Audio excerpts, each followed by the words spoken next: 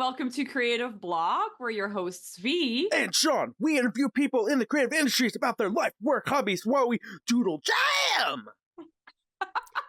We asked people on our social medias if they had specific topics they wanted us to discuss, as well as some drawing prompts.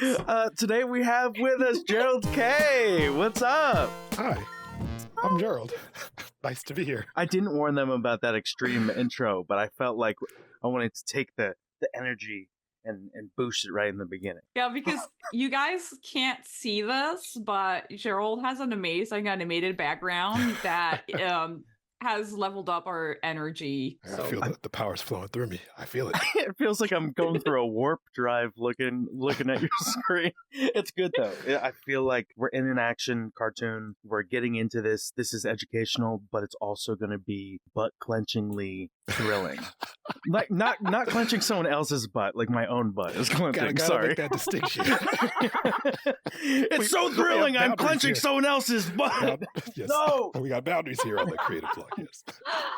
Gerald, I've met you when we were on Wings of Fire. Yeah. What was really cool about your profile is that you do boards, but also like you're very good with Blender. Like you love to tinker in Blender, right? Yeah. And I'm like, wow, high honor, high praise. He said I'm very good. I'll take it, but I'm like one of those kind of people that's like, hey, if there's a tool that can help me out in some kind of way, I'm leveraging it. And when Blender came along, it was definitely that tool working in board. So yeah, kind of just started messing around with it. Of course, there's so much to learn, so many places to grow in it, but it's fun. It was great. It led to me getting to work with you. it's a big program. There's a lot of things in it. And I think I think it's just like, for me, it was really inspiring because I was like, wow, you're doing all of this on the side of already like having like a full-time job because you started, what was your first job in animation? My first job in animation, if I don't count the internships, was a production assistant at Hasbro Studios way back when. So is Hasbro on the West Coast? Yeah, they've got an East Coast arm, which is kind of like the, you know how like you hear about studios like Disney and Marvel that have like their giant decision-making arm and you know the kind of the they pilot the ship. That was kind of that for Hasbro on the East Coast, and on the West Coast they started like their animation production studio, and so that was where I was able to kind of get my first real like major foot in the door. And how many internships did you have before that? It sounds like there's been multiple. There were two that I had while I was in college. Had an internship with Marvel Lionsgate Productions, and then another internship with, this one gonna sound extremely random, but BET Animation. So BET, the TV network, was trying to do an animation studio for a while. Oh, so I didn't know actually that. got to intern with them. Yeah, it was really interesting. They had some interesting projects they were cooking up. Some of them saw the light of day. Some of them were just like in development. But yeah, that was where I also got to kind of really take another look behind the veil. Like, oh, the world of development. Wow. You know, all that. I was very starry-eyed. That's so crazy. What would you say is the biggest lesson you learned about peeking behind the curtain of development?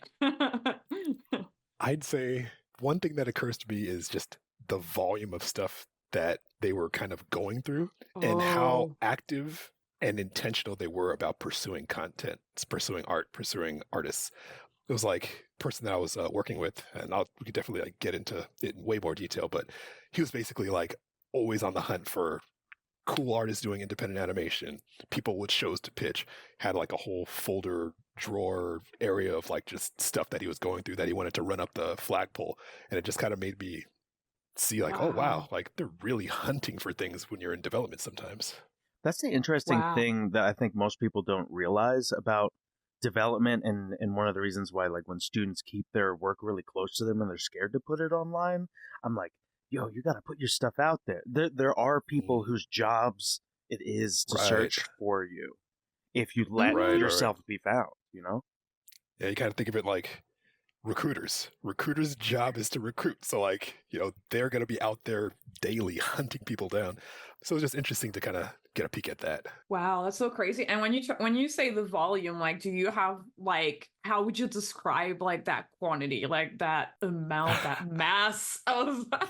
I mean, I wish I could attach a figure to it, but all I could say is the drawer was pretty densely packed of like DVD reels and portfolios and resumes and just anything that they could use to kind of like, hey, follow this lead, follow this thread, check into this, this might be cool. This might be something we want to do something with. How did you get the internship? And I guess the question that's kind of attached to that, we're just going backwards today. Sure. We're going backwards with the final goal of answering the question from Lourdes Marshall, which is how were you able to get in the industry? But now we're gonna see, like, how did you get the internship, and was it through college? Did you go to college for animation? Yeah, so I went to a state school. I went to Cal State University Northridge, Matadors, Nice. Ole. And so the animation department there, it was awesome in a lot of ways. It still was growing in a lot of ways too, as is typical of state schools, I would assume.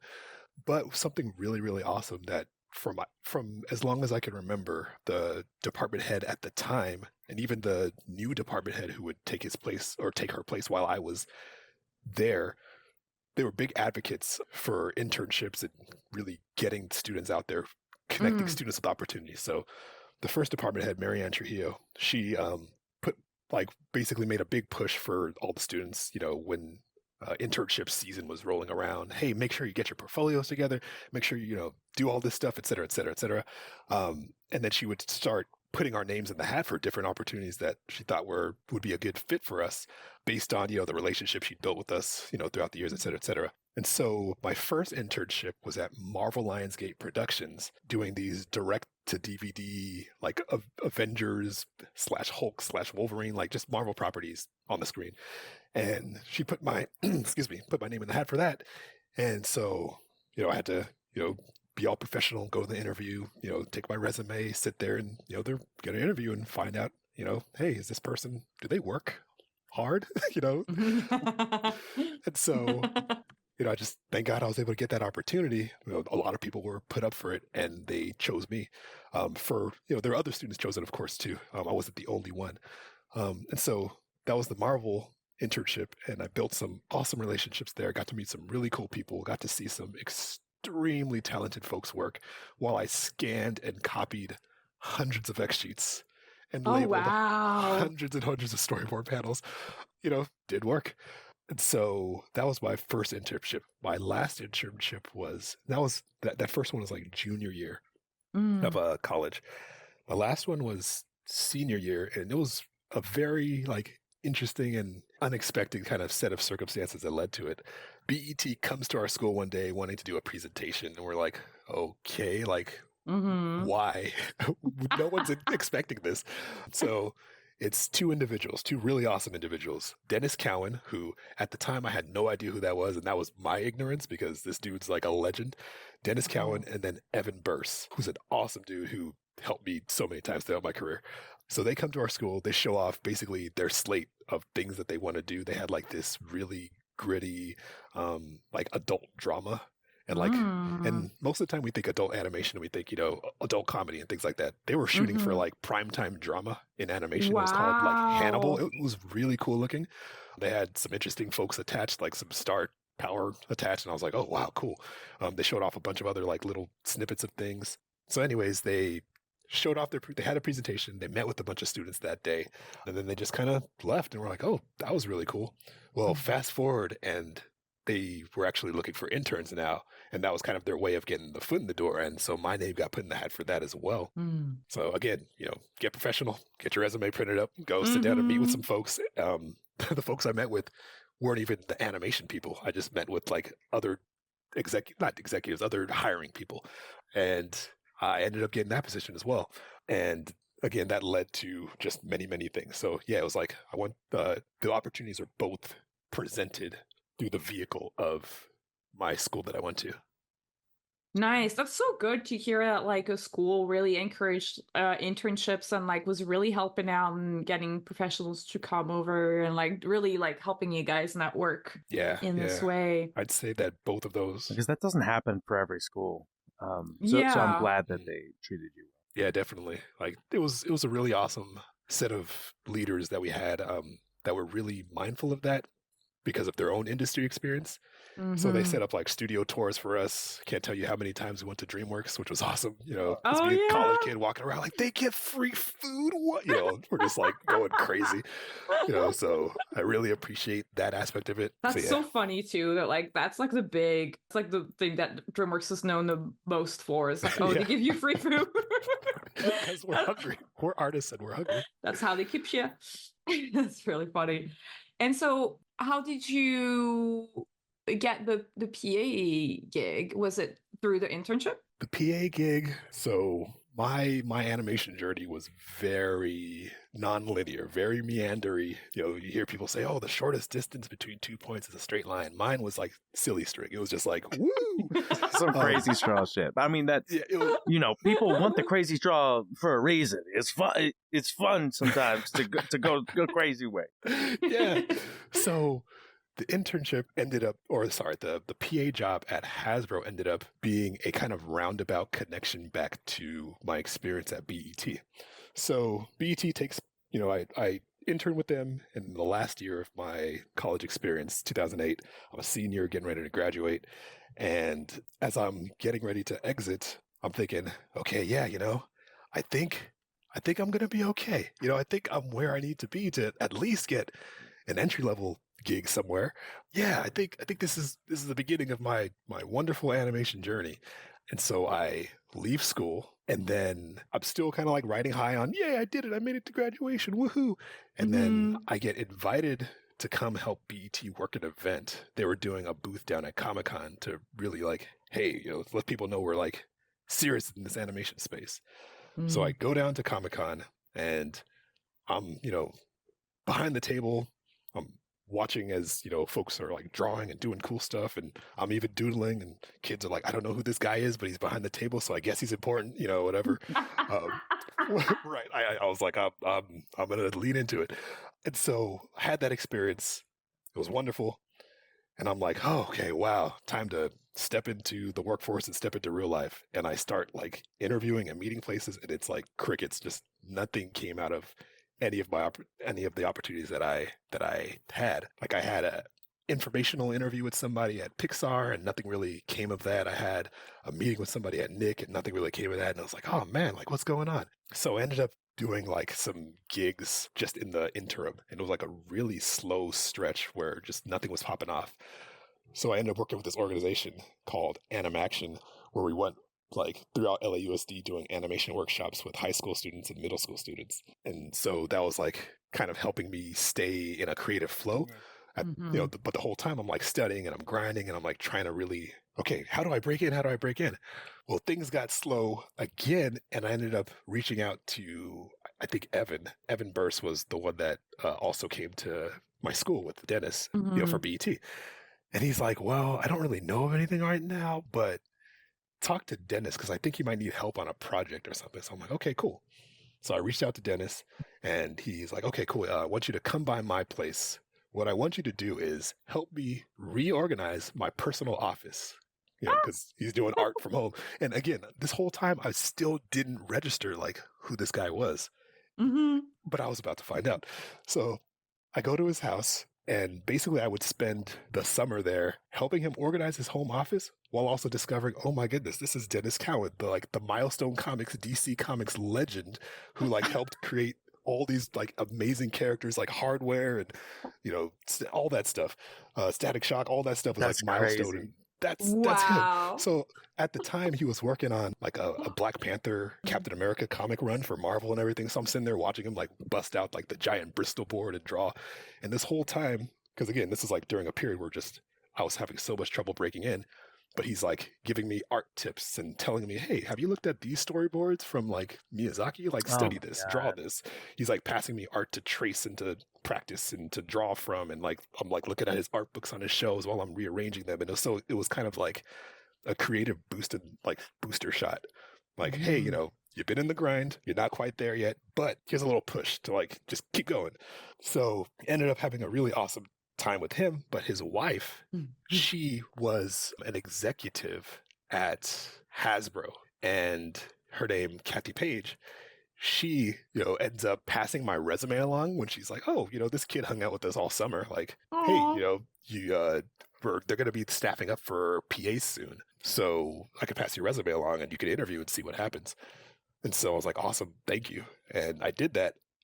And it seemed like nothing came of it at first because it was just crickets. And I was like, oh, well, hey, I appreciate her passing it along. She helped me, she did what she could. But fast forward like another almost year, or half a year almost, I get a message from somebody that wants to interview me. It says, yeah, we got your resume from like Kathy and like, et cetera, et cetera. And so I interviewed, and that's what was my first animation gig, where I came in as a production assistant at Hasbro Studios working on G.I. Joe Renegades. Wow. Yeah. That is so cool. I know that this is something like that listeners have kind of like pieced together if they listen to a bunch of episodes, that usually the PA position is like a good entry point to later kind of move up to an artist position. How would you describe what a PA does? Like what were your main duties? What does a week look like as a PA? Sure. My role as a PA, basically I was supporting the day-to-day operations of the production team. I know that sounds super broad and super generic, but what that looked like in practice was I was assigned, I think it was every third episode, because we had a team of 3 PAs. And so I was basically responsible to guide my episodes through production from start to finish. Of course, I had coordinators above me and managers above me, but everything from breaking down the script when the script came in, to figure out how many props and characters and things we need, different locations, uploading data, putting that all in a database to, so that it can be tracked, helping to assign art assets to different artists, deciding, okay, I'm going to give the truck to this person and I'm going to give the grenade to this person. I'm going to get, whatever, facilitating meetings, handout meetings, saying, hey, I printed out everybody's, assignments, let's sit down at 2:00 and hand out, whatever. So basically I was superintending my episode and taking ownership of that episode through the production process to make sure that by the time the however many weeks were done, we were able to ship it to the overseas studio so that we had all that art assets in, the boards ready to go, labeled, scanned in, X sheet scanned in, everything up on the server so I could hit that, so that the line producer could hit that button, send it overseas. And so it's very much office work. So the thing about that, though, is there's a couple of different opinions that you might hear about being a PA as like an entry point to animation.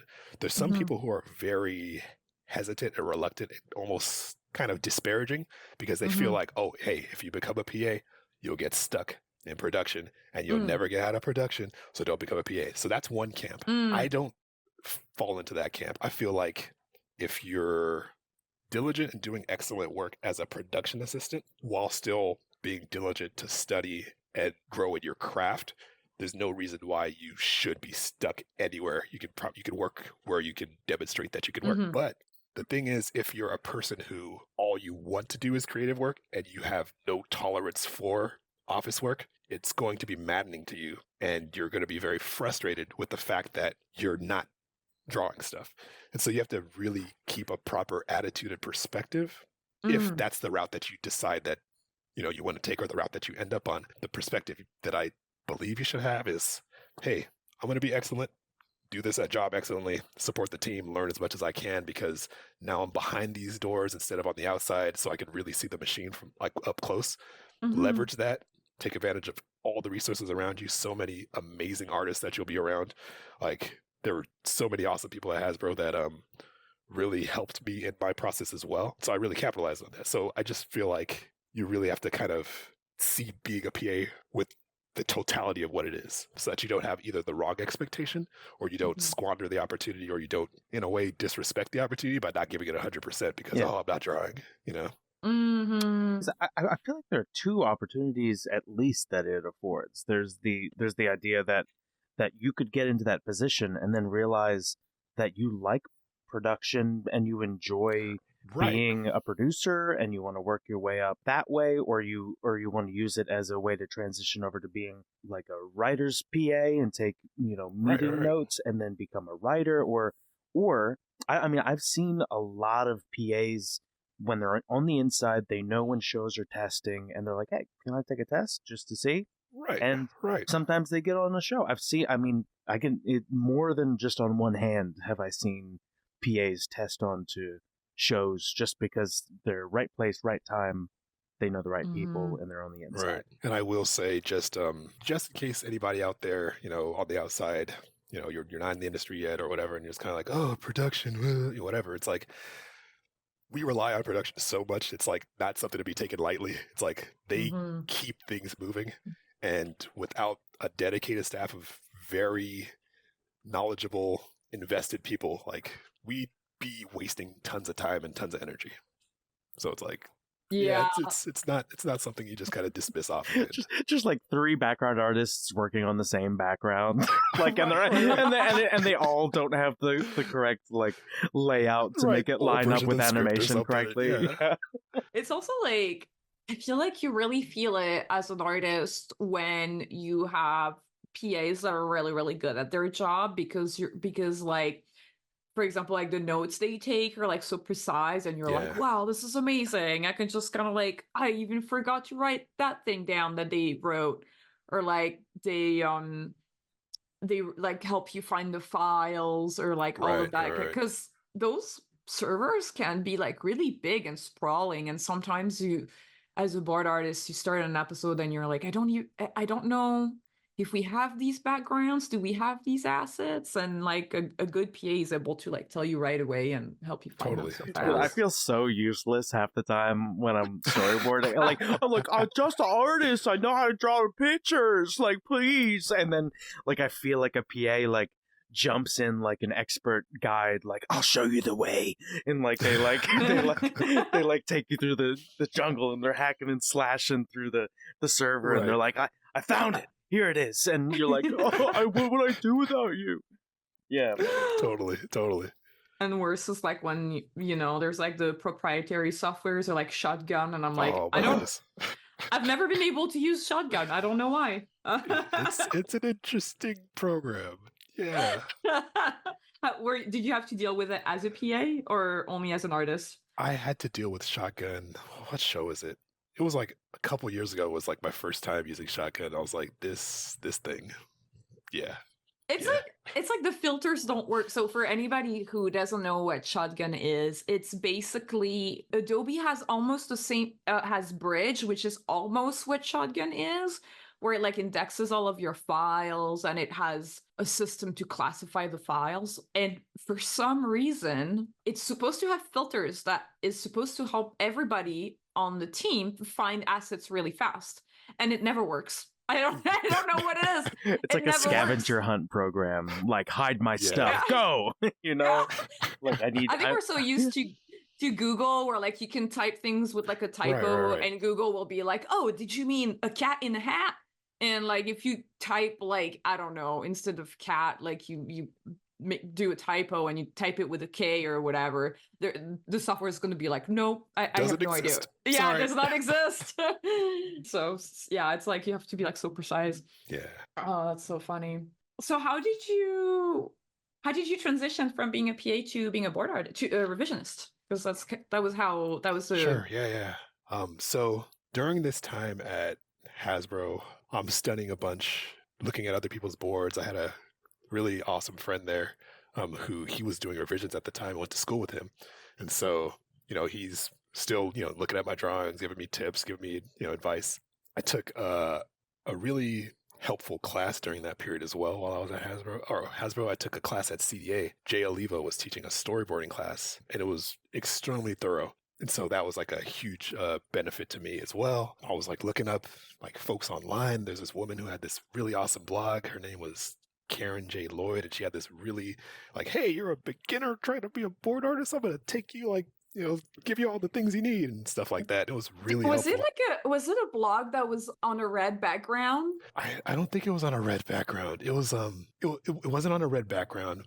The thing that stands out to me the most from this blog, she had this series called The Shot Tells the Story, and she used the Pixar movie WALL-E to kind of break down the use of different shots and to different effects and different purposes.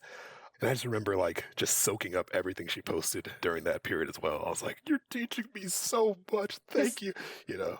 I think I looked up that blog as well, and there was like a picture of her, right? She had like a professional picture. That sounds familiar. That sounds familiar. I think if we're talking about the same blog, I like there's like a little tip that she gave, which was like, oh, just if you're trying to do a portfolio piece, do something small and make it like two siblings trying to grab cookies from a cookie jar or something. And I was like, this is the smartest thing because it's like so simple and easy, and it's like you don't have to think too hard. I keep telling people to do that now for for like portfolio samples when I don't know where to start. That's so funny.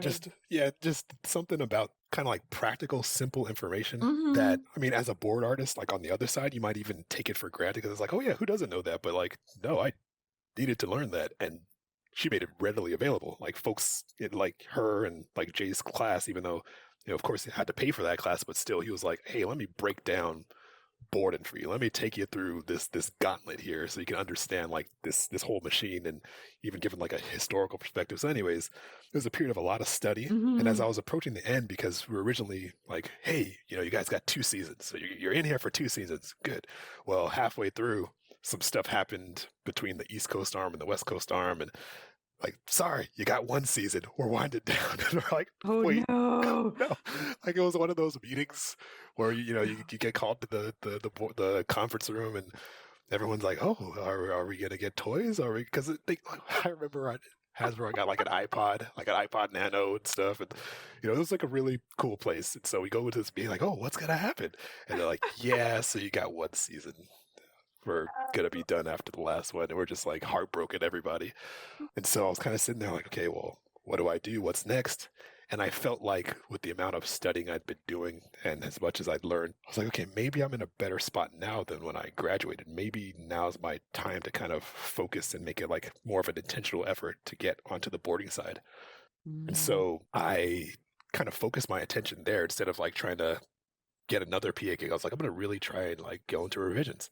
But again, it was like dry and super quiet. And so that kind of stretched for a while. And so I ended up doing like a bunch of random gigs, drawing some random stuff for some folks, working on just projects where folks would have me. And a couple years went by, and I'm still grinding, still studying. And finally, one day I reach out to Evan, and this is like condensing a really long story into like just a few lines. It's like, oh yeah, one day I reached out to Evan, but it's like, no, in that period of time, it was more workshops for high schoolers, more, you know, random projects, working office jobs, like just a bunch of stuff on that journey. So I reached out to Evan one day after a couple more years. Oh yeah, I forgot to even mention, in this whole period of time, I get married too. I'm like, oh, I don't have, you know, I gotta, you know, focus on this wedding and, you know, all this other stuff going on. And so, yeah, just like life, tons and tons of life. Reach out to Evan, and I'm like, hey, is there anything going on that you know about? He's like, well, hey, we're actually looking for PAs at Marvel, because he was at Marvel at the time. I was like, I will send you my resume, put my name in the hat, please. And he's like, sure, I got you. So I went in, I had to interview with a really awesome dude, AJ Vargas, and he ended up extending me an offer. And I was like, thank you, I accept. And so that led to me now being back in the studio environment, but still on production. So I was like, okay, well, hey, back to business, be an excellent PA, learn as much as I can, soak up this environment, because hey, you know, I'm in Marvel now.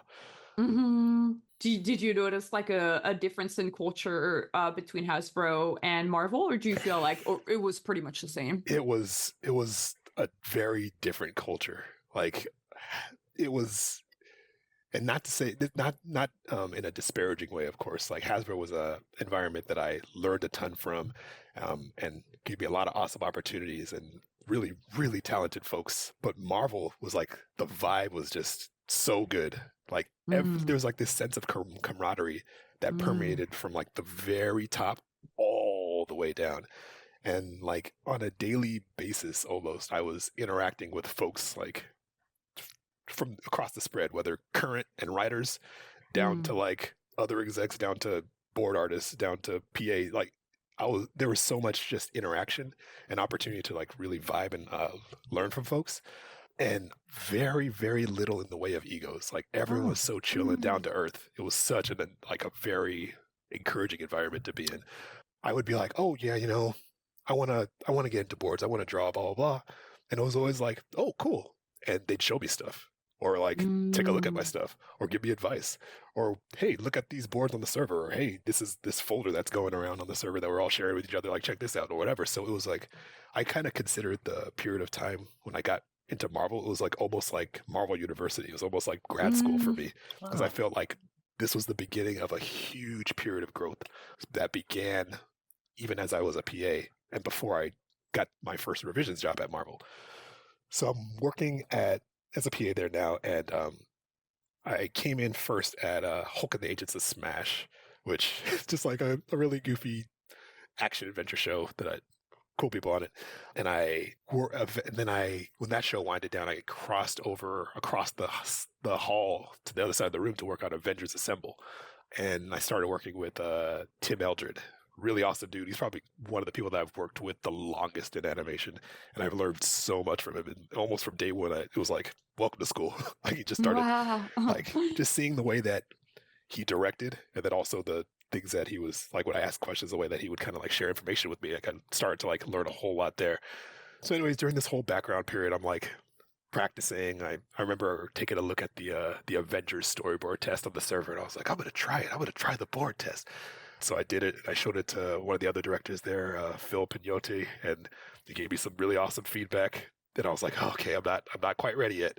Okay, so when you say awesome, it was like it's like combination of like soul crushing, but also like this like crazy good person just looked at your stuff and gave you feedback. Right, like it's like the good kind of soul crushing. Like sure. You want the kind of soul crushing to where like you kind of do like that quick inhale, like okay, like you're not crying, but you're crying, but you're not crying because you're not crying, breaking you down to rebuild yourself.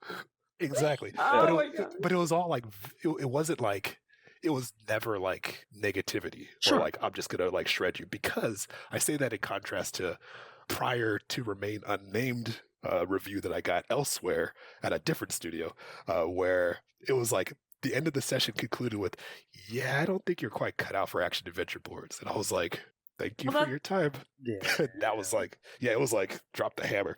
So, so again, like I just really felt like Marvel was like a place of a lot of like building. So I kept, showing my stuff, sharing that, what I want to do is boards. And so fast forward one day, my line producer on Avengers, RJ Palisok, he was like, it was like a period of a lot of like transition, like between shows, and they're trying to figure out, who was going where, if certain shows, it wasn't sure if it wasn't determined if they were going to be picked up for like other seasons. A lot was in the air. And they're deciding, okay, what are we going to do with Gerald? So RJ pulls me aside one day. He's like, hey, I can't give you all the details right now, but there might be something cooking, something in the works. So don't make any hasty decisions. Because at the time they were talking about, hey, Gerald, do you want to go over to like our other studio and like possibly be a PA for Guardians of the Galaxy, which was like in production at the time. But that would have taken me out of the mix of like the main studio where I'd see the writers like almost every day, and I'd see like the current folk and like the execs like almost every day. And I was like, I don't know if I want to lose out on that and stuff. So he was basically like, don't make any hasty decisions because something's going on. Fast forward a little bit, and I get called into the supervising director's office, Jeff Allen, and he's like, yeah, so we want to extend you an offer to do revisions. And so by this point in time, and it was like just about a year after I'd started as a PA. So I started as a PA at Marvel in 2014, and before the fall or going into the fall of 2015, they extended me the offer.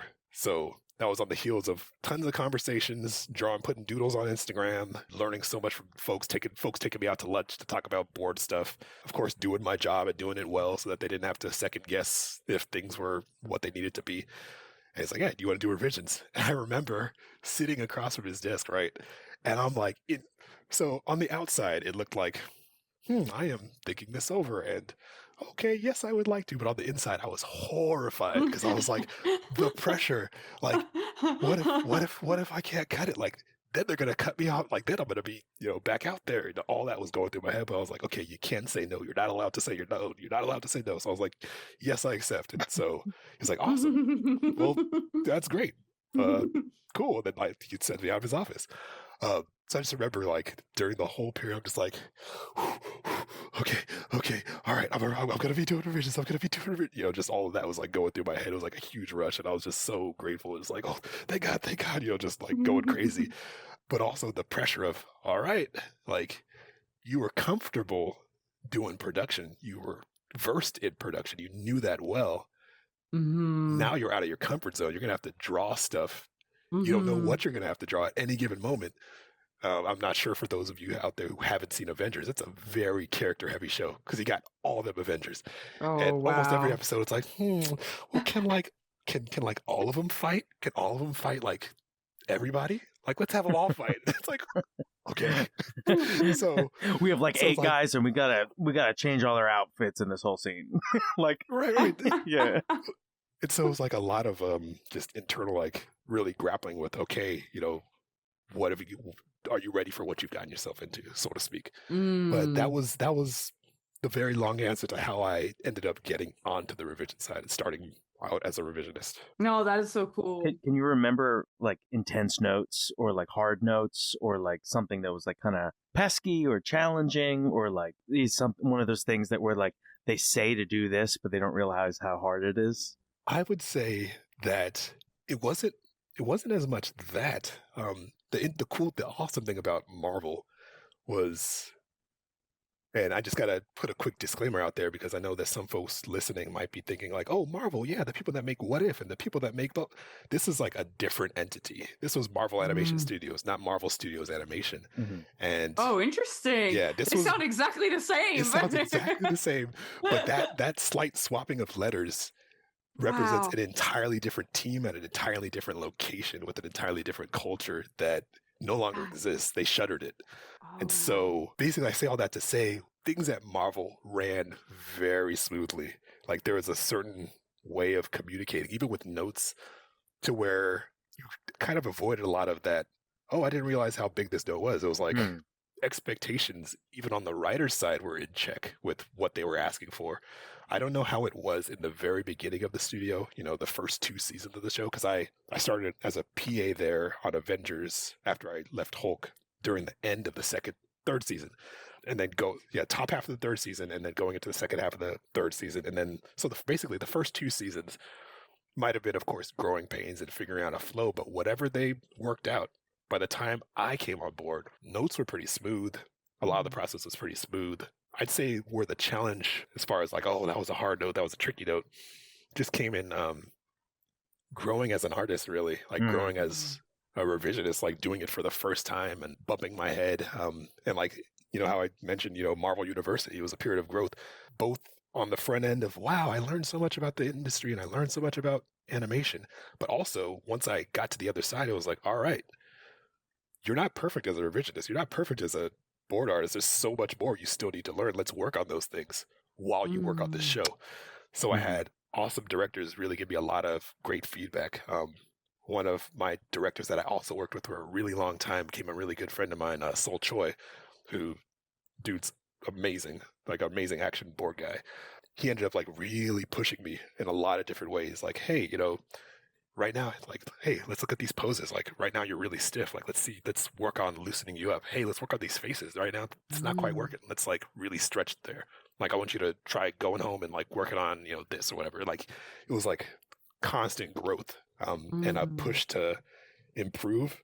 And also during this time, I'm like feeling it, like feeling all of these like areas of like, I need to get so much better at this. And oh man, my backgrounds. Oh man, my poses. Oh, et cetera, et cetera. So I feel like that was where a lot of the challenge came in of like kind of feeling your limitations and then trying to exceed them.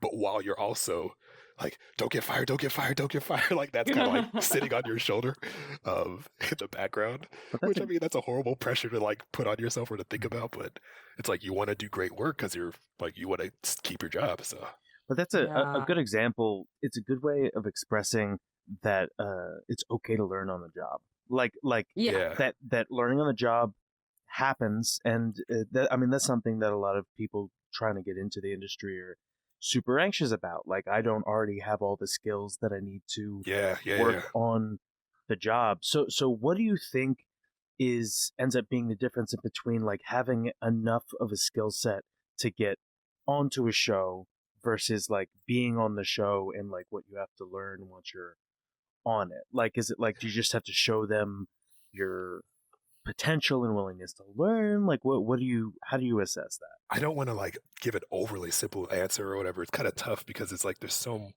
many factors, so much nuance to it. Sure. But I feel like I could try to speak from like my experience and then just kind of some observations perhaps. I think with me, it was showing one that I was willing to work hard no matter what they gave me. Mm-hmm. You know, as a PA, I was willing to work hard. So you could assume, or you could hopefully guess that on the revision side, I'd also work hard. Also, putting in study and stuff on the outside and like really trying to learn as much as I can and acknowledging that I do have places to grow. As far as, okay, what's that differentiating line? This kind of goes into like this idea that me and my friend kind of talk about a lot where like as a board artist, it's almost like for all the RPG video game nerds out there, it's almost like an RPG character build where you have all these different stats, right? And every time you level up or you have all these skill points, you can only put them in so many places. Mm-hmm. And the thing about the industry, right? If all they wanted were the AAA, quadruple A superstar guys, then there'd be a lot of vacancies and jobs because those people would already be booked. So they need to hire people. And so you want your skill level across the board to be such that there's no like obvious glaring red flags that make somebody say, we can't work with this person. You want to put enough skill points in the right places. And I'm going to get into what I think those places are. But I just kind of want to establish that idea of like you're building yourself. And like, for example, right, you only got so many hours in the day. Are you going to be an excellent top level color stylist and an excellent top level board artist? I mean, some people can make that happen because they got skills like that. But if you're limited on time, maybe your painting skills are going to kind of take a backseat to some of these other board areas. So kind of the story spread that I kind of see is one, you have storytelling sensibility, then idea generation, and then figure handling, specifically when it comes to like action adventure stuff, draftsmanship, layout, and then animation IQ. So I'll go into those things. Storytelling sensibility is kind of like my catch-all for your sense of visual storytelling, your sense of composition, your sense of shot choice, your sense of cinematic language, your sense of editing and the rhythm of your cuts, your blocking and acting choices. I kind of put all that under the category of storytelling sensibility. And you want to kind of like sharpen that and build that and show some level of proficiency in that, because something that I kind of sensed from the directors that I got to work with over the many, many years is it's great that someone can draw, right? But like having to come up with the ideas for them is like, okay, now I'm doing your job. Like, look, I hired you as a board artist. You got to contribute ideas and you got to contribute storytelling, like that storyboards, like story is the operative word here. So that's one. Idea generation, somewhat similar, but it's basically like, how good are your ideas and how well are you able to generate ideas? And I kind of think of it like this, right? Like if your assignment is like, oh, I'm working on like a grounded crime drama and like the dude's going to punch the other dude. Like that's what the script calls for. Dude punches dude. Is it like, are you delivering like the most basic generic punch shot in the most basic generic way? It's like, okay, it's technically sound, but it's kind of flat and uninteresting and isn't really exciting. Or like now you have to choreograph a fight and it's basically like, for those of you who remember, like Rock'em Sock'em Robots, where I'm punching you, you're punching me, I'm punching you, you're punching me. Oh, I fell down. I must have lost. Like I guess that was a fight scene. So the thing is like, you know, a lot of us get into art and animation because we're really, really excited and we have a lot of ideas. And so it's not something where, I don't have ideas, guess I can't be an artist in animation. It's like, okay, well, strengthen your creativity so that you can generate ideas more easily and more readily. So that's the next category. Figure handling, I'd say that one's a little more specific to like some of the action, drama, action, adventure type stuff, where it's basically because, you know, you're working on superhero stuff, you're working on action stuff, there's a certain level of soundness you have to have, certain level of gestural ability you have to handle the human figure, understand the human figure, and put it in different poses, different levels of natural posing, different perspective, foreshortening, things like that, where even if you're not like, oh, wow, I'm not Jim Lee drawing like the best superhero spreads ever or anything like that, it's like, you still want to have a certain level of proficiency that we're like, oh yeah, this guy can draw. And then, after that, they're not really thinking too much about, other things. Draftsmanship, it's like, that's kind of like more general drawing outside of just figure, because it's like, okay, you're going to have to draw stuff other than people a lot of times, How comfortable are you with that? Get that to a level where it isn't as much of a struggle and as much of a strain. And the thing about that, though, because it's like, you're never... I'm sure that both of you, V and Sean, you could probably vibe with this. Like, there's stuff that comes across your plate where you're like, okay, it was a challenge to draw this. It was a challenge to figure that out. Even as talented and as long as you've been in the game, it's like something's always going to come across your path where it's like... There's always a thing that you're like, I never expected in my life that I was going to draw this. Like, for example, interior submarine. Because you can't prepare for everything. Yeah, exactly. But thankfully now we have Google, so it helps so much, because I feel like when you're doing like magical fantasy, I think that's why I love drawing fantasy so much. Is like, well, forest is a forest, just a bunch of trees, but as soon as you start getting into like high-tech stuff, it's like interior spaceship, interior boiler room, and you're almost like, okay. For boards, it's not just knowing... Like it's not just looking up a picture and being like, okay, I can copy the control panel for this thing and I'll do an illustration. For storyboarding, it's like, okay, I have to learn what is the sleeping quarters look like, and from different angles, and how do the doors open, and when you get out there, is it super cramped so they have to duck?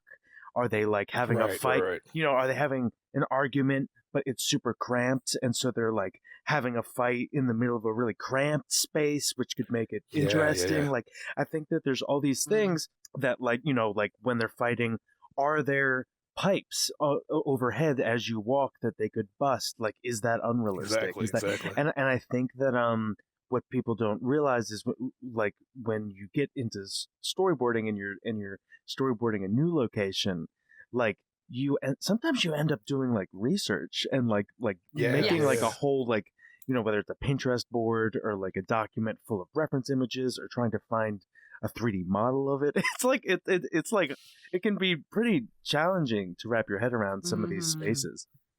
Yeah, and the more like baseline level of like drawing comfort you have, the less daunting those things will be, because there's so many new challenges are going to come at you. And then I'll just kind of blast through the last two, like layout sensibility, which is like, okay, when you're working on like action adventure stuff, there's a certain like level of groundedness and solidness you need in your layout of your scenes, your blocking of your characters, the way that things move through the space, your understanding of perspective, the way you set up even your shots, certain understanding of like animation technical aspects that allow you to like, okay, if I draw the background like this, then I could get this kind of like, panning effect that I'm trying to go for, all these different things. And then last category is kind of coined by my friend, the whole animation IQ idea. And that one, it's like, so like, okay, as a board artist, right? Especially like action stuff. Like, and other people might feel differently, but I feel like, okay, we're not actually animators, the storyboard artists, even though a lot of times, because we're timing our stuff, we feel like we're animating.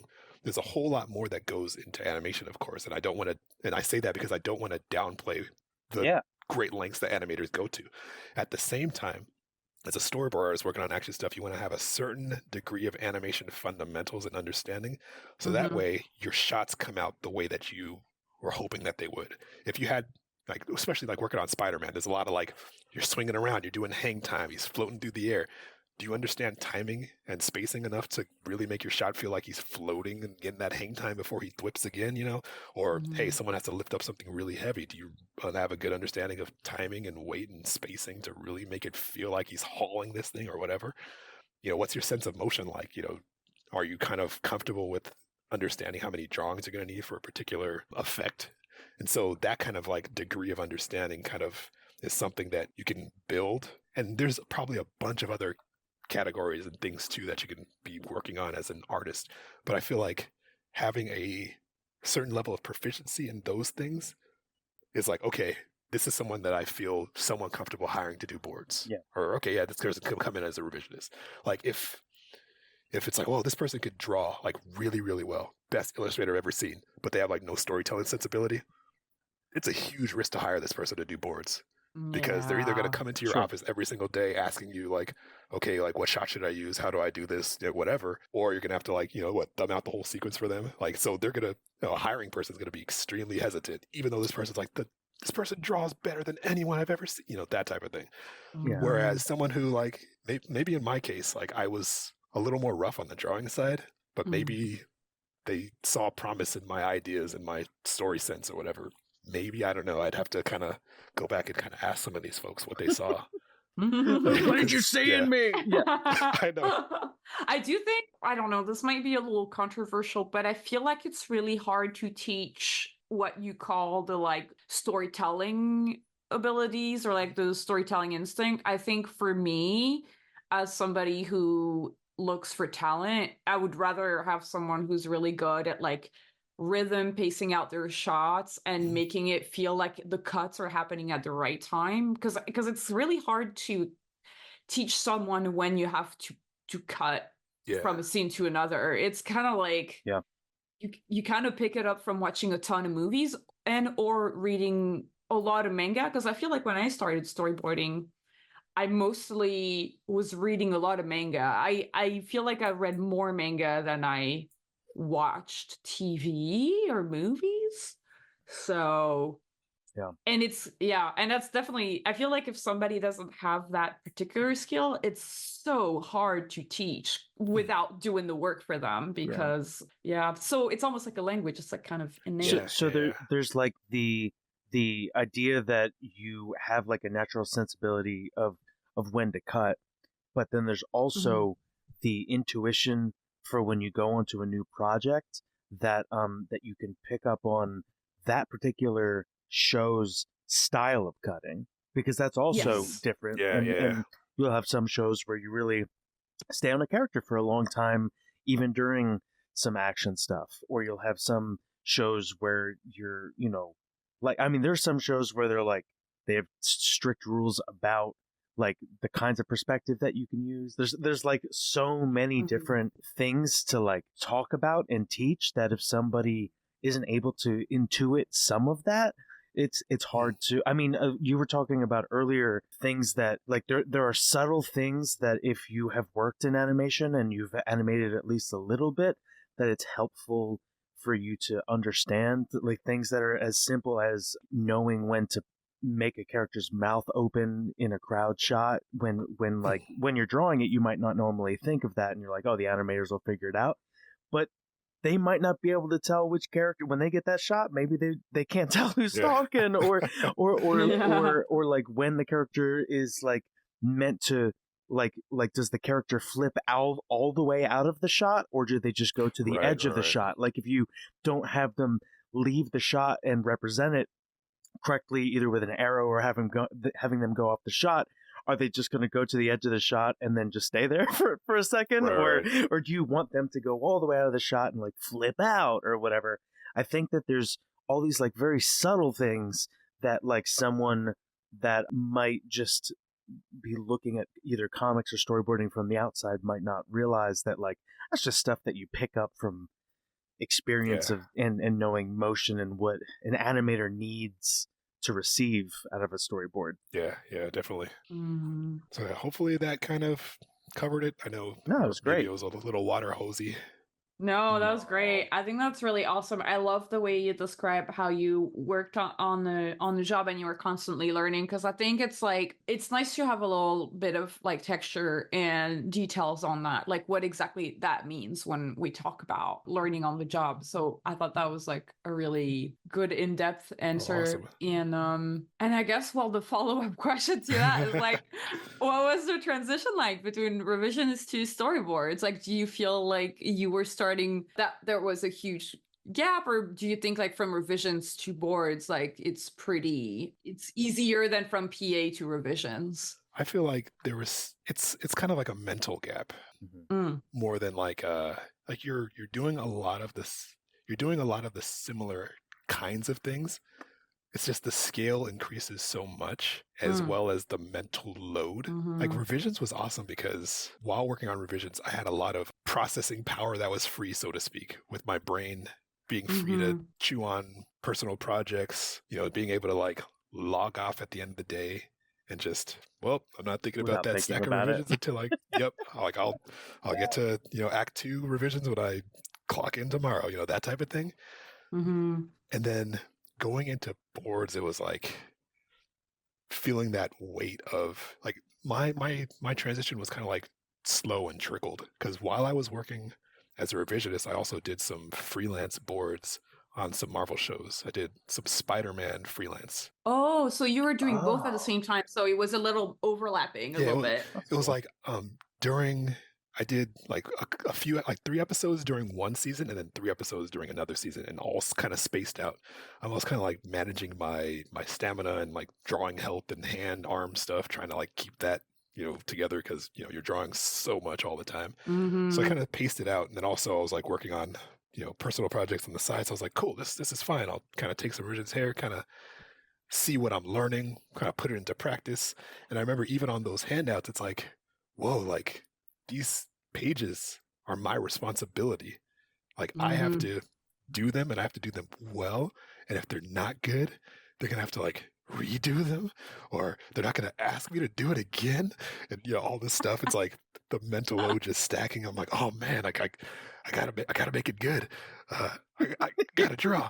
You're giving me a panic attack. I feel like I dissociate from my own work sometimes. But I mean, yeah, this is like back to the first time on the job. Like, oh my god, in the next 3 days, I have to figure out how to thumbnail this thing, and like clock's ticking, Gerald. Clock's ticking. Yeah. I think it's so true that like the first time that you do boards, there is like anxiety of that white page, because you have to create everything. Yeah. Absolutely everything. And this is my little soapbox moment. It's my new thing that I've started doing since a couple months ago, where I'm like, storyboarding is so hard. Gather around. VEE has something to say. Everyone, this craft, this ancient craft. Yeah. So it's hard, man. Yeah, so it was like feeling that weight in little bits at first. But I will say that the latter portion of my time at Marvel, before things winded down, whatever, before they wrapped up, I feel like that's where a lot of growth happened, to the point where I did feel a little more, but I guess to kind of back up, like I worked with a lot of different kinds of directors in my time at Marvel, and so many different directing styles. There are folks that had like such a super clear idea of what they wanted out of a revision or out of a note, to the point where I didn't have to do a lot of ideation with some directors, because they were like carrying a lot of the load of the ideation. Yeah. It's like, this is what I want you to do. Execute. Which, that's not something, to be disparaged or to be knocked, because it's like, okay, they're very decisive, tons of ideas, can make a decision on the fly with so many variables, and this decision solves the problem, et cetera, et cetera. That's awesome. But it doesn't allow for a revisionist to really like carry that weight of like, hey, come up with a fix for this. Not necessarily come up with a fix, but like, hey, come up with your version of what I need this note to be. Yeah. So working because the very last few projects at Marvel for me were 3rd season of Spider-Man, where I did revisions. Well, no, there's more than that actually. It's 3rd season of Spider-Man. Then there was some direct-to-video stuff that they did, or not direct-to-video, whatever, direct-to-streaming, Heroes Rising. And then there was Spidey and His Amazing Friends, the preschool show. And throughout that period, like one of my directors, Soul, would give me a lot more like, hey, I want you to like, this needs to happen, so go figure out how to make it happen. And I'm like, okay, cool. Like there was one instance, like I remember like my first one coming onto Spidey, it was like, okay, here's the scene that was turned in. It's cool, but I want you to do something that's like bigger and cooler. Just do something big and cool. He needs to beat this dude, have him beat him in a very big and cool way, but he needs to end up at the exact same location that the other dude had him end up at. And I was like, okay, awesome. And so I just remember feeling like it was like a weight, but a good weight. 'Cause it's like, whoa, I get to kind of like own this, and I get to kind of cut loose and see, okay, what can I do? You know, what am I capable of? And so I just remember just like I was just going ham as ham as I could go at that point in time, and having a ton of fun because it was like, yeah, you know, you're taking this. And so having experiences like those leading up to me ending my time at Marvel really helped my eventual transition into boards, because the next gig that I would have after Marvel was at an independent studio called Lex and Otis, working on a show called Arc, the animated series, which has yet to premiere. It's supposed to be coming out this year, according to Twitter. The director, or the thing is, I worked on this back in 2020. It's like, oh my god. Yeah, it's just, that's so crazy. Yeah. And so it's like, that's finally right before Wings. Right before Wings, I was working on this as a revisionist. And it was one of those moments where it's like, okay, were you just sheltered at Marvel? Is it only because it was Marvel that you were doing well? You know, are you going to, you know, find your footing somewhere else, and like feeling that kind of pressure too? But the feedback that I got from the directors, which kind of like, it was awesome, because it was kind of coming full circle in a way where a lot of people that were at this studio were folks that were across the hall from me at Hasbro working on, I was on G.I. Joe, they were on Transformers Prime. So I was like, hey, I remember seeing you, and I remember you. And hey, wait a minute, you were my boss when I was an intern at MLG. So it was like kind of like a lot of familiar faces and reassuring in that way. But also the directors was like, okay, this is the note that I would like you to do. Like, or here's the note that, okay, you did it. Oh, looks good. And I was like, oh, what? Like, okay, yeah, like, yeah, that works. Awesome, thanks. And I'm like, you're welcome. Do you feel like they were less particular, or like, if you're honest with yourself, do you feel like they were less particular, or you had just gotten the skill set and were like I got it, you know? I don't know. Well, I feel like when you came on Wings, I mean, it was right after that show. Yeah. Like, your boards were really good. Like, I didn't have a lot of notes. I was just like, it's flowing, we get all the action, it's funny, it's got all the setups are like great. So I mean, thank you. Yeah, I was telling you on the team, I was like, the reason why I was always talking to you all the time was because, like, oh, I trust you. You can do this. Oh.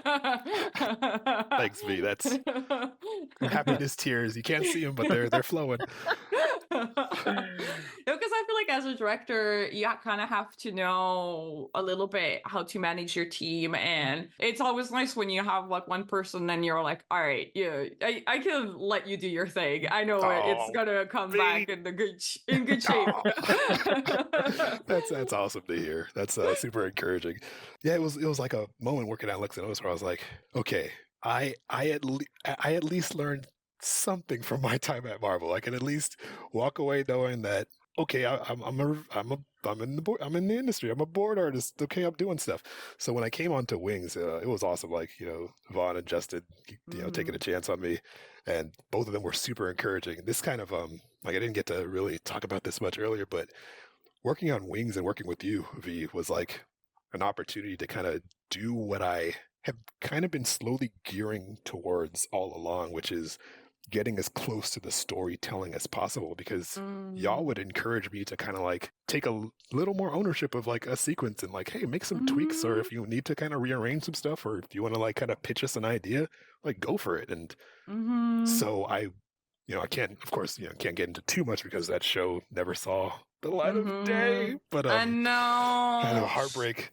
But yeah, like being able to, hey, this is what I was thinking for this sequence instead, and then the feedback being as positive as it was like extremely like just uplifting to experience, and it also kind of helped me grow as well, because I was like, okay, in that case, I'm gonna keep doing this, I'm gonna keep pushing in that direction. Yeah, it was cool too, because you were trying some stuff where sometimes I was like, I don't know if this is the style of the show, but I think this is cool, so I want to pitch it and see what they say.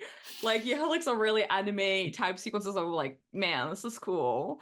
Yeah, and it was awesome that, like, Vaughn and Justin would be like, well, okay, like let's think about this and see like, does this work or not for what we need, as opposed to, nah, we're not doing it. Oh, that's too, whatever. Like, they took it into consideration, which was like awesome. And trying to gain your footing as a board artist, and having that be the reception or the response. It's like, okay, that's great.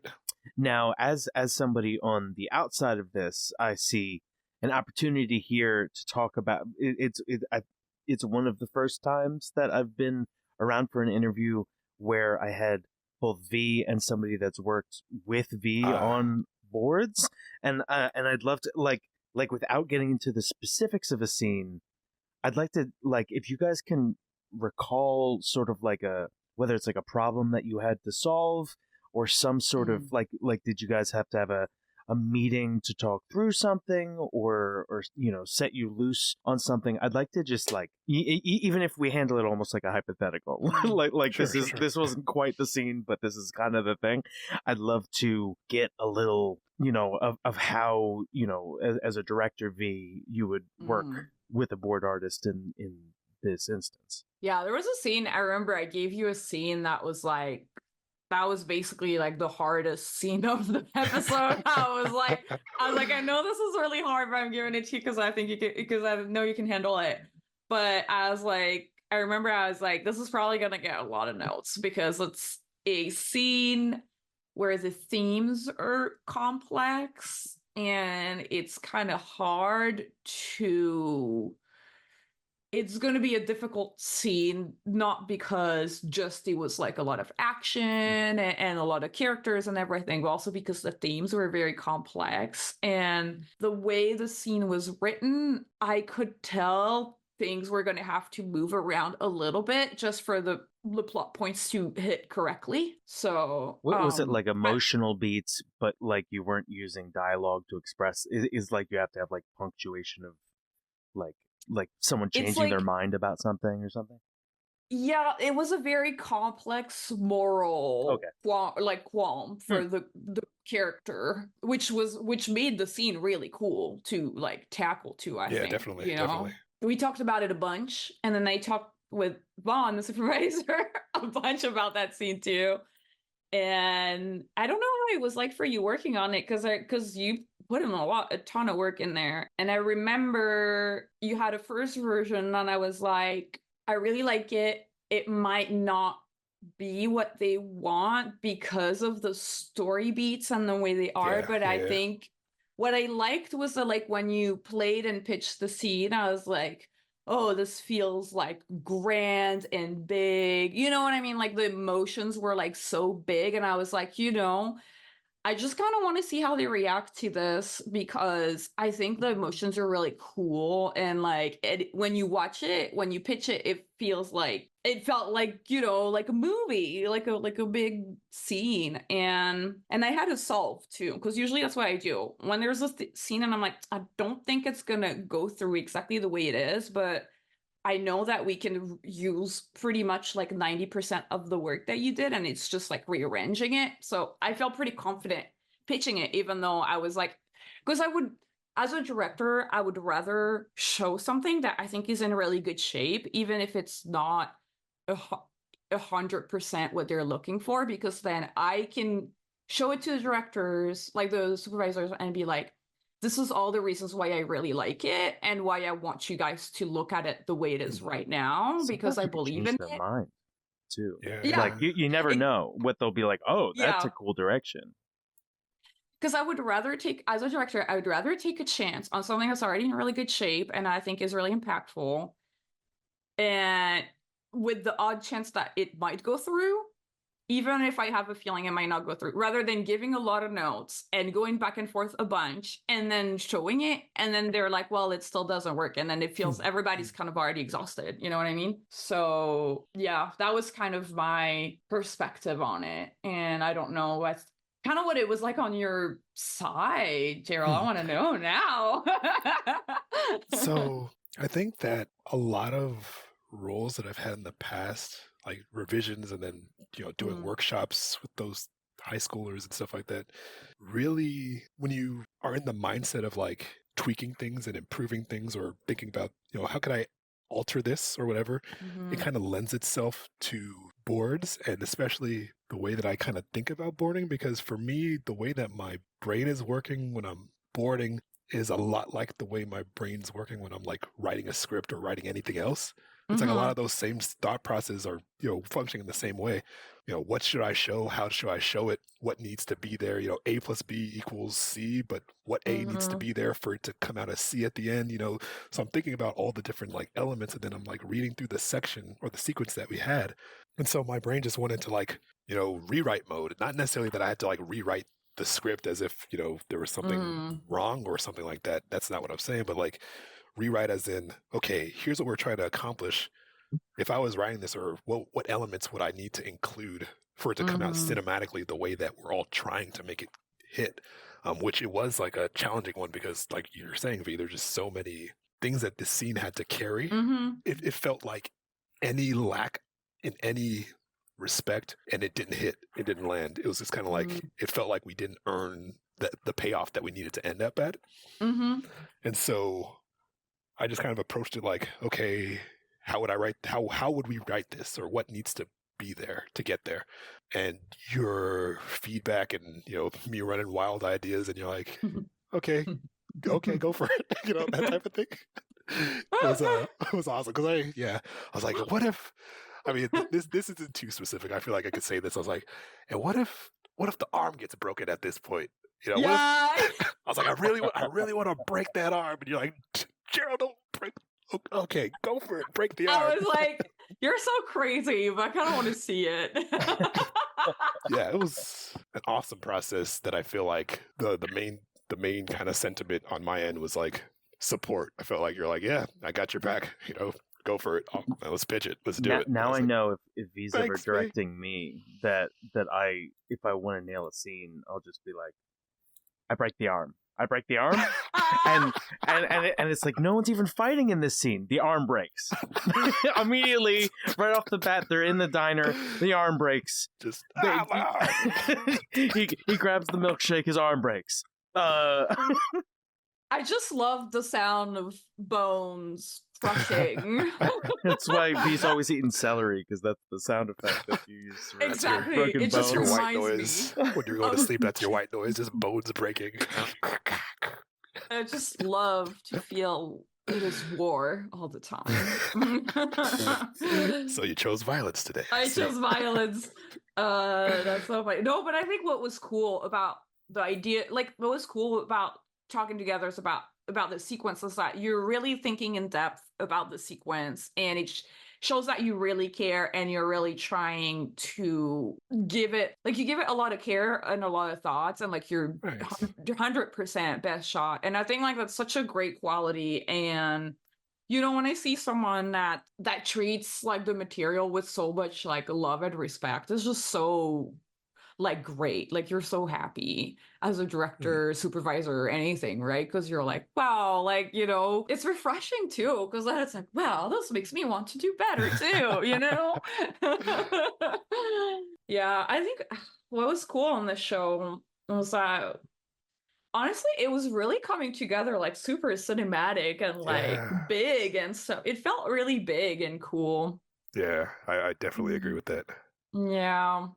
And that's where I was like, this is just me talking about Wings now. Sure.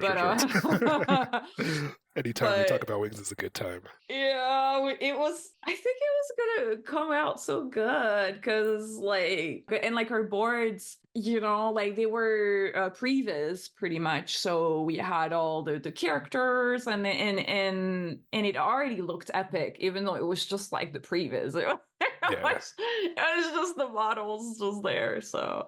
But yeah, you kept doing boards after Wings. Yeah, so after Wings, somebody, I wonder who, somebody out there put my name in the hat over at Titmouse. It was me. V put my name in the No. Surprise! Yeah, V put my name up for a show, which it's tough in this era with like unannounced. Like NBA, like everything is just mysterious. So I worked on a really awesome, mysterious, unannounced show for an unannounced streaming platform to be announced eventually at some point. But it was really, really cool. And so I interviewed with Sage Coutinho, who was on the pod previously, which was a really awesome episode. If you haven't checked that one out, you should definitely check it out. But yeah, I interviewed with Sage, and Sage ended up offering me a role there as a board artist, and I was like, oh, here we go. We're doing it again. You got what it takes, Gerald. You got what it, And Yeah. it was awesome. My director was Katie Aldworth, and both Sage and Katie, they just like, Oh, Katie's great. Yeah. yeah. It was like a continuation of like a lot of the same sentiments of working with UV. I felt Oh, working with heck Sage and yeah. Katie, where it's like definitely advocates for me. Like, hey, you want to go for that? Let's go for it. If there's a reason, why that, it wasn't necessarily the direction we should go, it was definitely like clear communication and conversation. But mostly I'm like, yeah, like let's do it. Like pitch it. I'm like, all right, that Yeah. type of thing. Like I love that vibe. And then also similar to Wings, it was kind of like Sage was really pushing for us to almost have a mindset as if it was board driven, even though it was a script driven project. And so we were able to kind of take some liberties within bounds to kind of make it our own. Nice. And again, that was like that vein that I was slowly moving towards. So it's like, okay, I'm getting to tear into the get into the story, like really get my hands on to where the story is and like affect it in some kind of way. And so that show, it was all just hand-drawn boarding fun stuff. So gone were the days of Blender. Yeah. And so with that, it was I guess the challenge there was on Marvel shows, there were a lot of FBXs to pull from to save us time on layout. So it's like, hey, I'm just going to screen grab the mess out of these, whatever. And then, of course, Wings were using Blender, so we're just, 3D environment. This, it's like, hey, so how are your environment chops? So how are your backgrounds? It was like, the growing pains again. Let's stay. I feel like board artists, just artists in general, I compare it to like being a physical trainer. It's like, what physical trainer have you ever heard of? Like, you know what? I think I've achieved physical fitness. I don't need to like go to the gym again. I don't need to like work out again. I don't need to like. It's like you're constantly like working and developing yourself so that you can put it into your craft. And it's like it's the same with boards and animation. It's like you're studying, you're referencing stuff, you're watching movies, and studying scenes, reading a ton of manga. The Shonen Jump app is my friend right now. I just read whatever I can. Which was your favorite manga right now? Which one's the one that Okay, so right now it's a toss-up between One Punch Man and Jujutsu Kaisen. Oh, really? Yeah, I need to. With the honorable mention, just as far as stuff that's like currently running, because like Haikyuu is one of my favorites, and that's finished. Naruto, one of my favorites. Naruto, Haikyuu, Promised Neverland was pretty awesome. Love that one too. I got to give an honorable mention though to Martial Master Asumi, or MMA or whatever that's running right now. It's like it's very simple, but it's nailing the fundamentals or like the simple stuff very, very well. It's like stuff you take for granted, like, whoa, he's establishing like a character.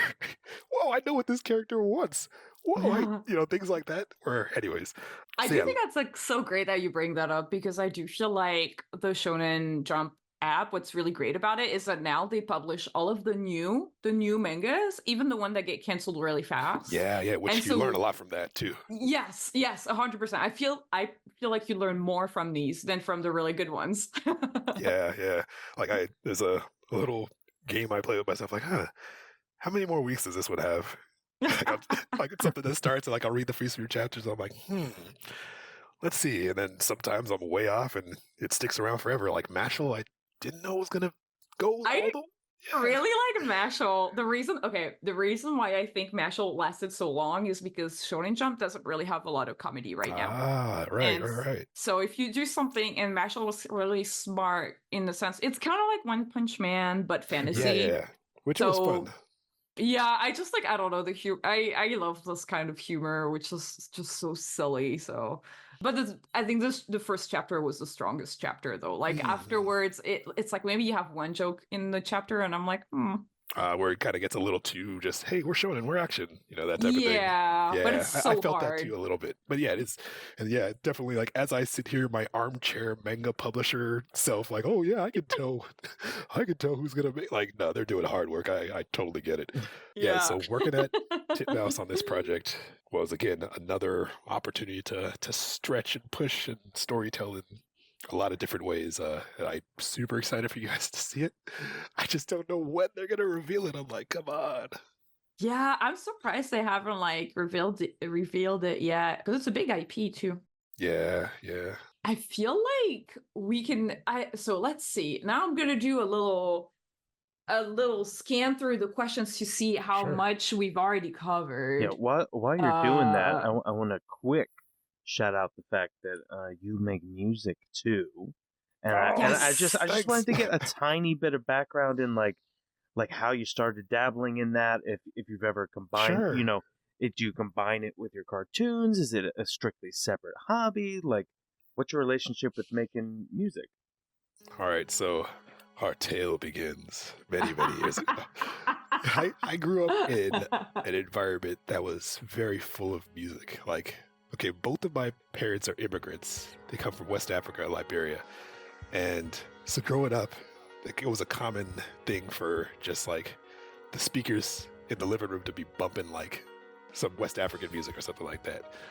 But also with that kind of that kind of background was like sort of feeling like I was finding my own footings in American culture, so to speak. Mm-hmm. And so the real melting pot experience, trademark TM, whatever, of like what my older siblings were being exposed to and introducing to me, and then all the stuff that I was finding on my own, and just kind of all swirling together in influences.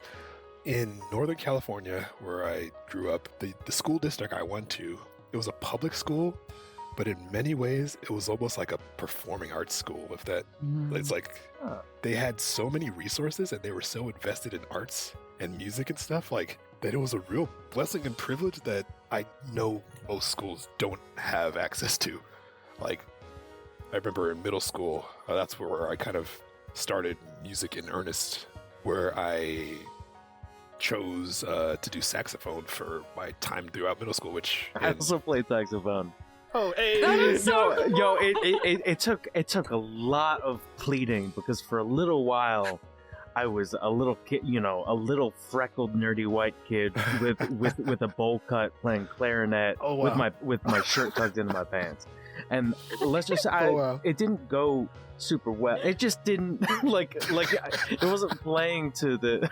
I needed to improve in ways of coolness, and I was like, listen, saxophone is the sex instrument, and I don't know why. Like, I don't know who thought it was a good idea for me to gain experience in the sexy instrument as a like okay, like, yeah, this will make you a cool sex symbol. Let's go into this. but yeah, my sax brethren. Hey, I know our connection has deepened by the order of the sax.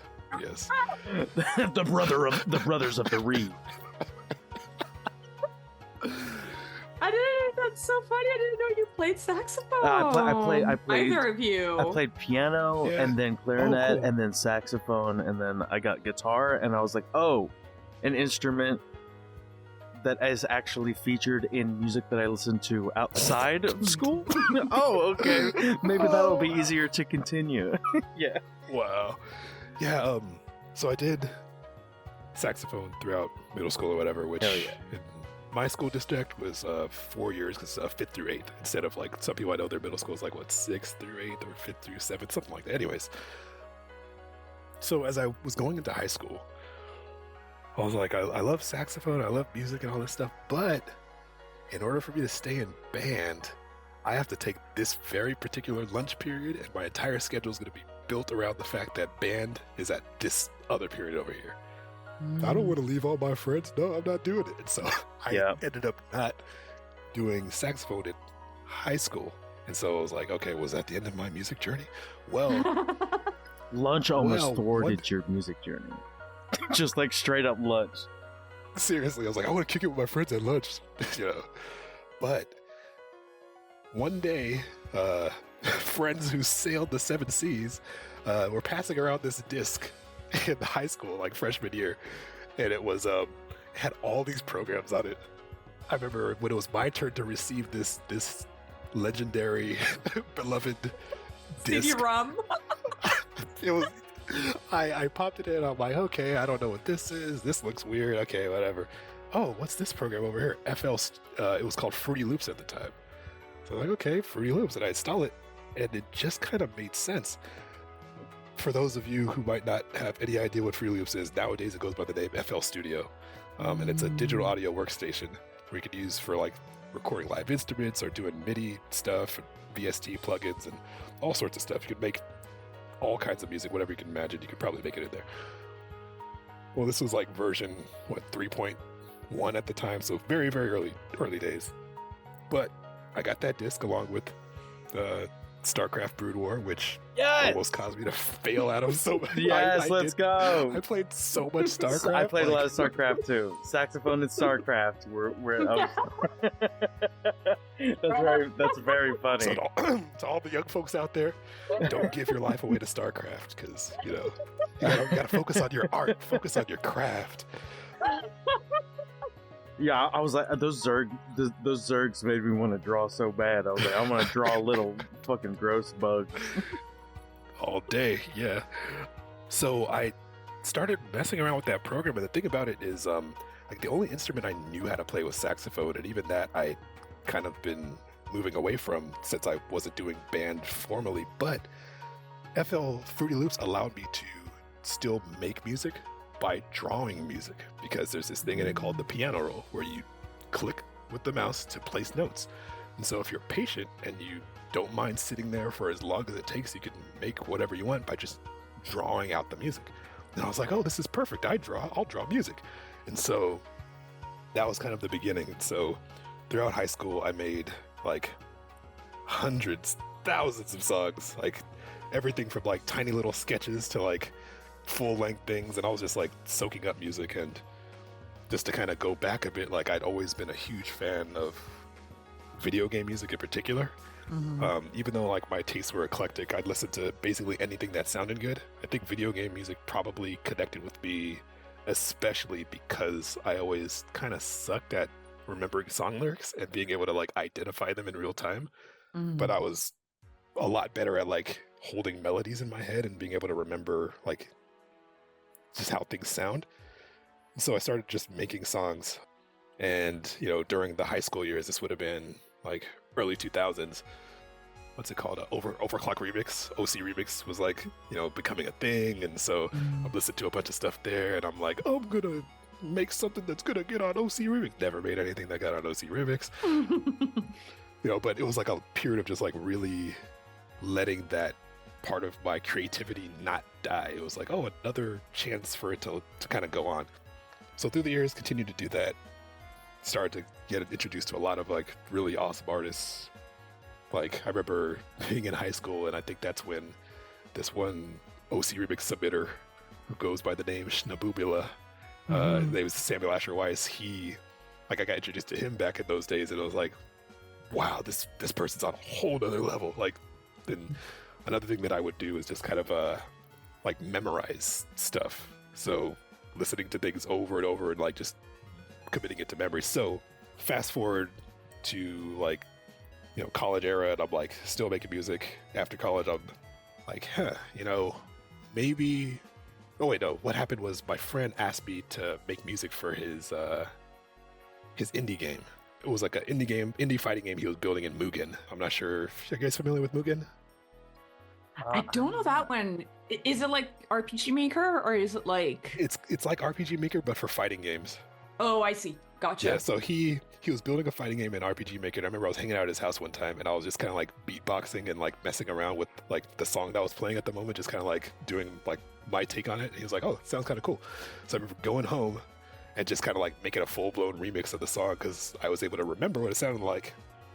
Did my version of it with like all the boots and cats that I was doing while I was sitting in his house, and then I just sent it to him for fun, like, oh, check it out.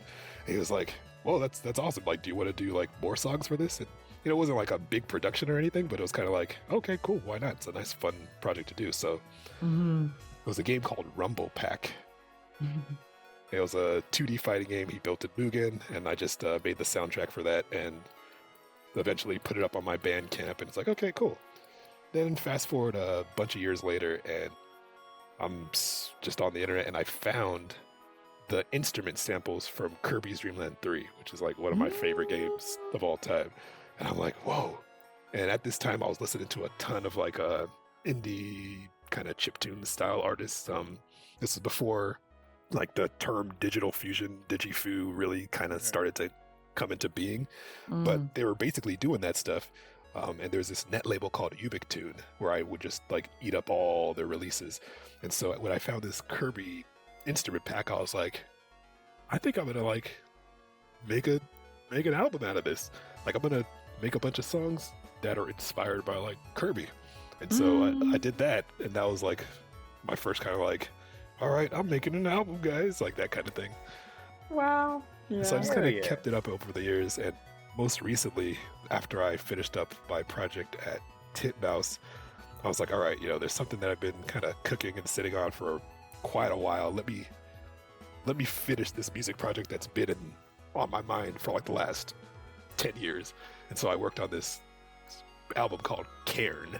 It's an EP or an LP that's like just shy of 30 minutes of like the densest music I've ever created. I was just like, I'm going to put all the music in this music. It's just going to be music. Tons and tons of music. So yeah, it's just a fun creative outlet, and I hope to have it cross over with my work as a writer, storyboard artist.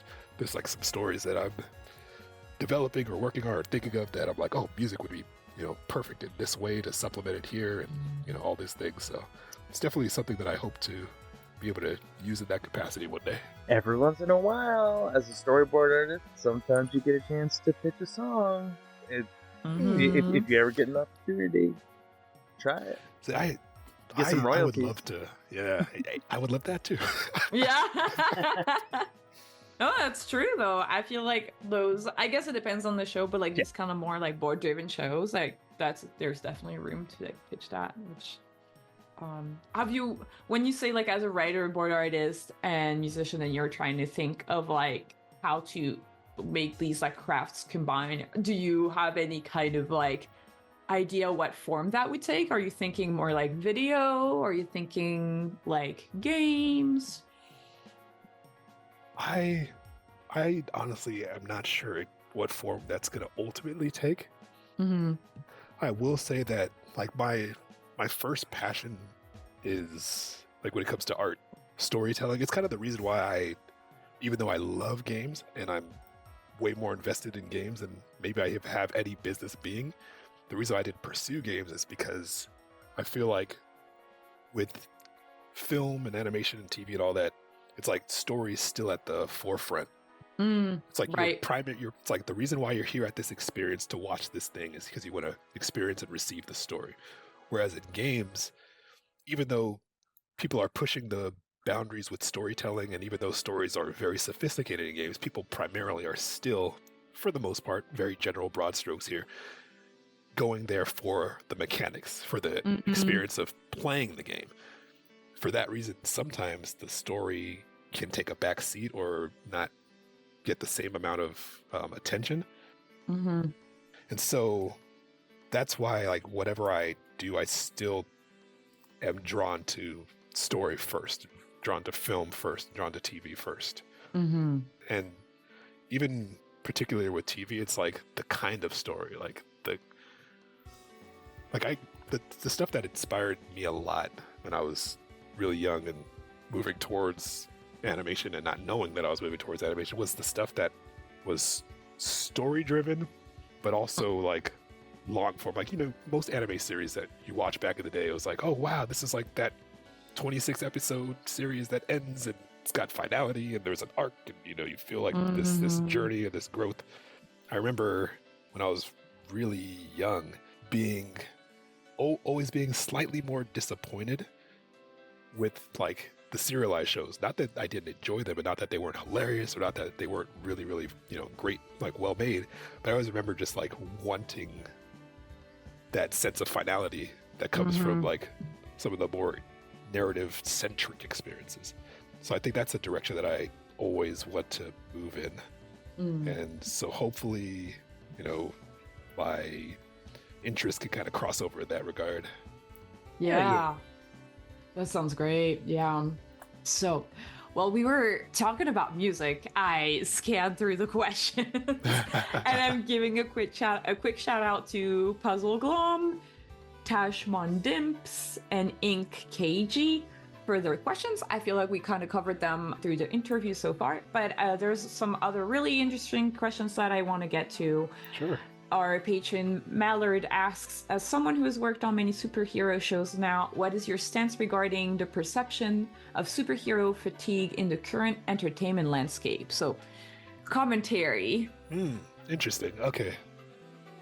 I don't think it's as much superhero fatigue as it is the specific things, the specific films and shows that have been released. Let me pivot into my giant conspiracy theory tinfoil hat MCU thing.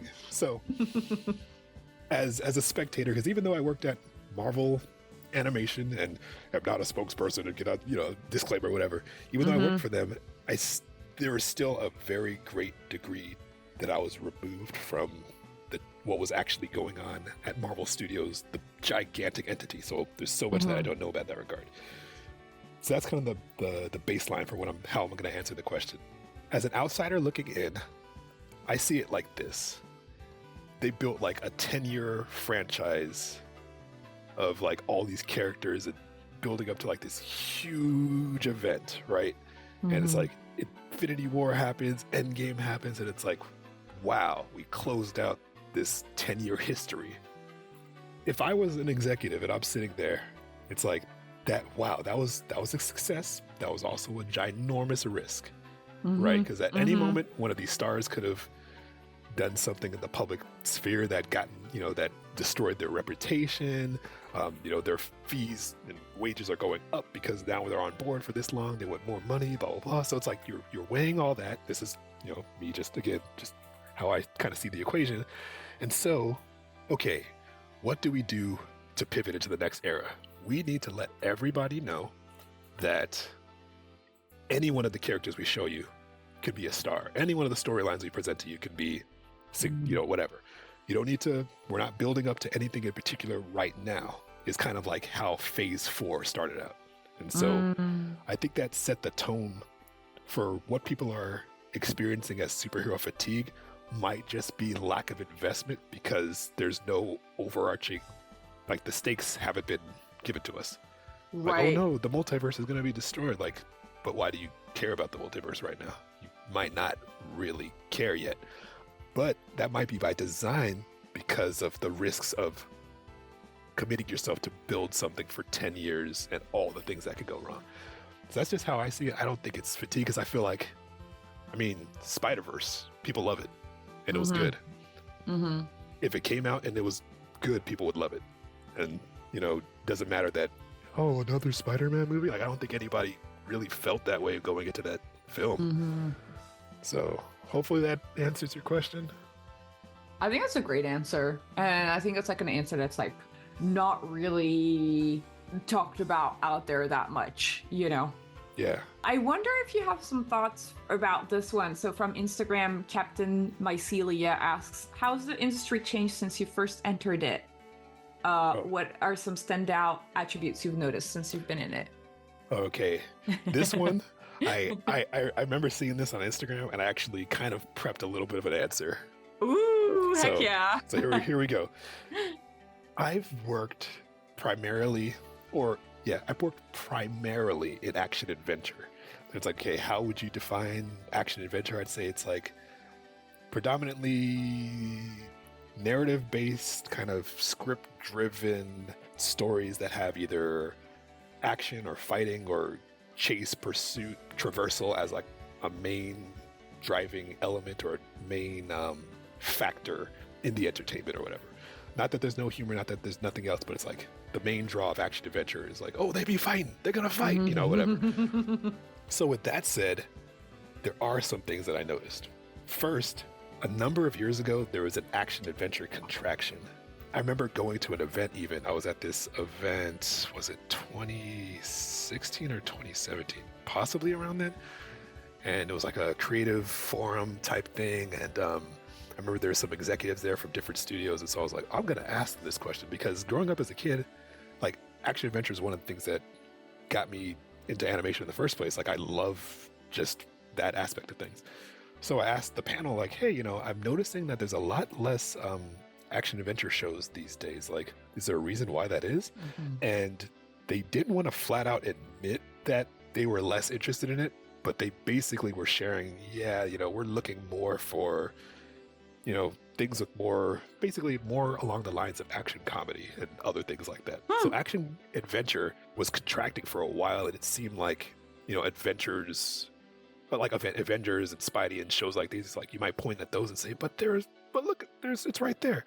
I'd say that was like the exception and not the norm, because most of where you found action for a while was in like Ninja Turtles, which it's tons of action, but it's also very comedic. And you found action in like, Lego Monkey Kid and things like that, where it's like, it's action, but we're also like really going for humor, which is, again, that's like a whole nother, that's a very huge discipline in and of itself to like pull that stuff off. So there's a contraction for a while, but with the recent streaming stuff, there's been almost an action adventure rebirth to where streaming networks and the desire like to produce these dramas and more mature shows and things like that have created a new space for action adventure. It doesn't look the exact same way it used to, but it's creating a space for it. Oh, yeah. However, the last kind of bit, and this might be a little lengthy, so I'll try and condense, but the last little bit is there's a new dialect that has come into play with action adventure, and it's the dialect of Sakuga, right? Now I can't provide a very simple definition of what Sakuga is, but I feel like a lot of us are familiar with it. And, we love seeing those scenes when they're shared online. And it's like, yo, that was sick. Did you see that clip from One Punch Man? Did you see that clip from the intro to what? Those, and folks who study that and perfect that and master that are extraordinarily talented. But let's kind of take a tiny step back and kind of work through the history of this for a second. Some of this is kind of anecdotal and was shared with me, and so the truth might be somewhere in the middle, but I'll kind of share as I've seen it, and some of it does line up for what I've witnessed. Way back in like the early days of like American action boards and stuff like that, things were, relatively speaking, a lot more straightforward, right? You had stuff like Captain Planet, James Bond, James Bond Jr., G.I. Joe, Centurions, Botsmaster, Transformers. Like, it wasn't overly complicated boarding. But during that era, though, like, you have anime that's trickling over here, whether it's like the intro to different shows like Thundercats or Tiger Sharks or Bionic 6 and things like that, Silverhawks. And then you also have like, OVAs, and you have like movies, like certain landmark movies, stuff like Akira in '88, or I know for some people a landmark was Street Fighter, the animated film in 1994. And when those things simmering in the background, and then kind of like these landmarks hitting, for a lot of people who were boarding at that time, it kind of affected what I've been told is it affected the aspiration of what is capable in an animated storyboard. And so it didn't necessarily translate to, hey, let's board like anime. It kind of took the form of like, hey, let's make our storytelling more sophisticated. So then you have folks who are trying to bring in their influences, the films that they grew up watching and loving, the Star Wars and Indiana Jones and whatever. It's like, how can we get that cinematography in our boards? And so you saw like a slow evolution and progression of action boards in the West. And then you in that time you have stuff like, Batman the Animated Series and, Adventures of Superman, stuff like that, and other shows that are like pushing that envelope, and they're really, really gorgeous, really, really awesome shows, but they're not necessarily trying to necessarily do anime. And then in the background also, there was an attitude with some that kind of, in spite of being, seeing these films or whatever, some people did kind of look down on anime to a certain extent. Like, oh, you're putting anime in your portfolio? Oh, you're drawing like anime? You need to watch more of this. You haven't, things like that. So a lot of different sentiments kind of floating around. So anyways, time goes on, but as time goes on, anime starts getting a little less disparaged, because you have things like Pokemon, which, I mean, someone might say, oh, that's just a something they shovel out for the kids, but it blew up so big, it made so much money, and like really impacted the industry. And plus you have the fact that folks my age and folks younger or whatever now we're growing up and it's a little more prevalent. It's like on the TV channels and not just on an OVA that someone had to borrow from somebody or whatever. So that's starting to feed into my generation, our generation, younger generation, their kind of inspiration. Some of us aren't necessarily looking at Star Wars like, oh yeah, that was the landmark. Some of us, it's like, oh man, remember when you saw Street Fighter? Remember when you saw Fatal Fury, the motion picture? That kind of thing.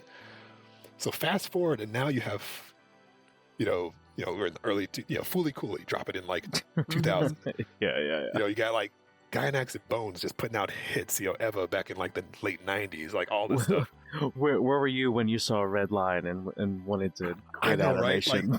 Because you could never. I'm like, how am I ever going to do that? Right. So like all of these different things that are starting to like enter the pool of like influences. So fast forward even more, and okay, you have a bunch of folks who are starting to get into the industry who are like much more inspired by anime, but then also in the background you have like 2D animation in the West is kind of like dwindling, but it's being kept alive by like what people call like the web gen animators, like the people who are doing like flash animation but like studying like Sakuga style, like the early forerunners of that, so to speak. So like they're studying like all these anime cuts and like doing that in Flash and keeping 2D alive in Flash while it's dying out in the West in the big studios. So then you fast forward even more, and digital boarding comes on the scene, and now we're timing our own stuff as board artists. And so it's like, oh sweet, all of us who are influenced by anime in some way are like trying to find ways to like get our influences in there, and like, oh sweet, I'm gonna do a shot like this, and I'm gonna do a shot like that, and whatever.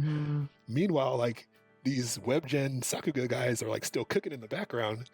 And so then fast forward even more, and now web gen animators are starting to get hired as board artists. And so they're like, let's go. And they start like doing all the Sakuga stuff that they're capable of.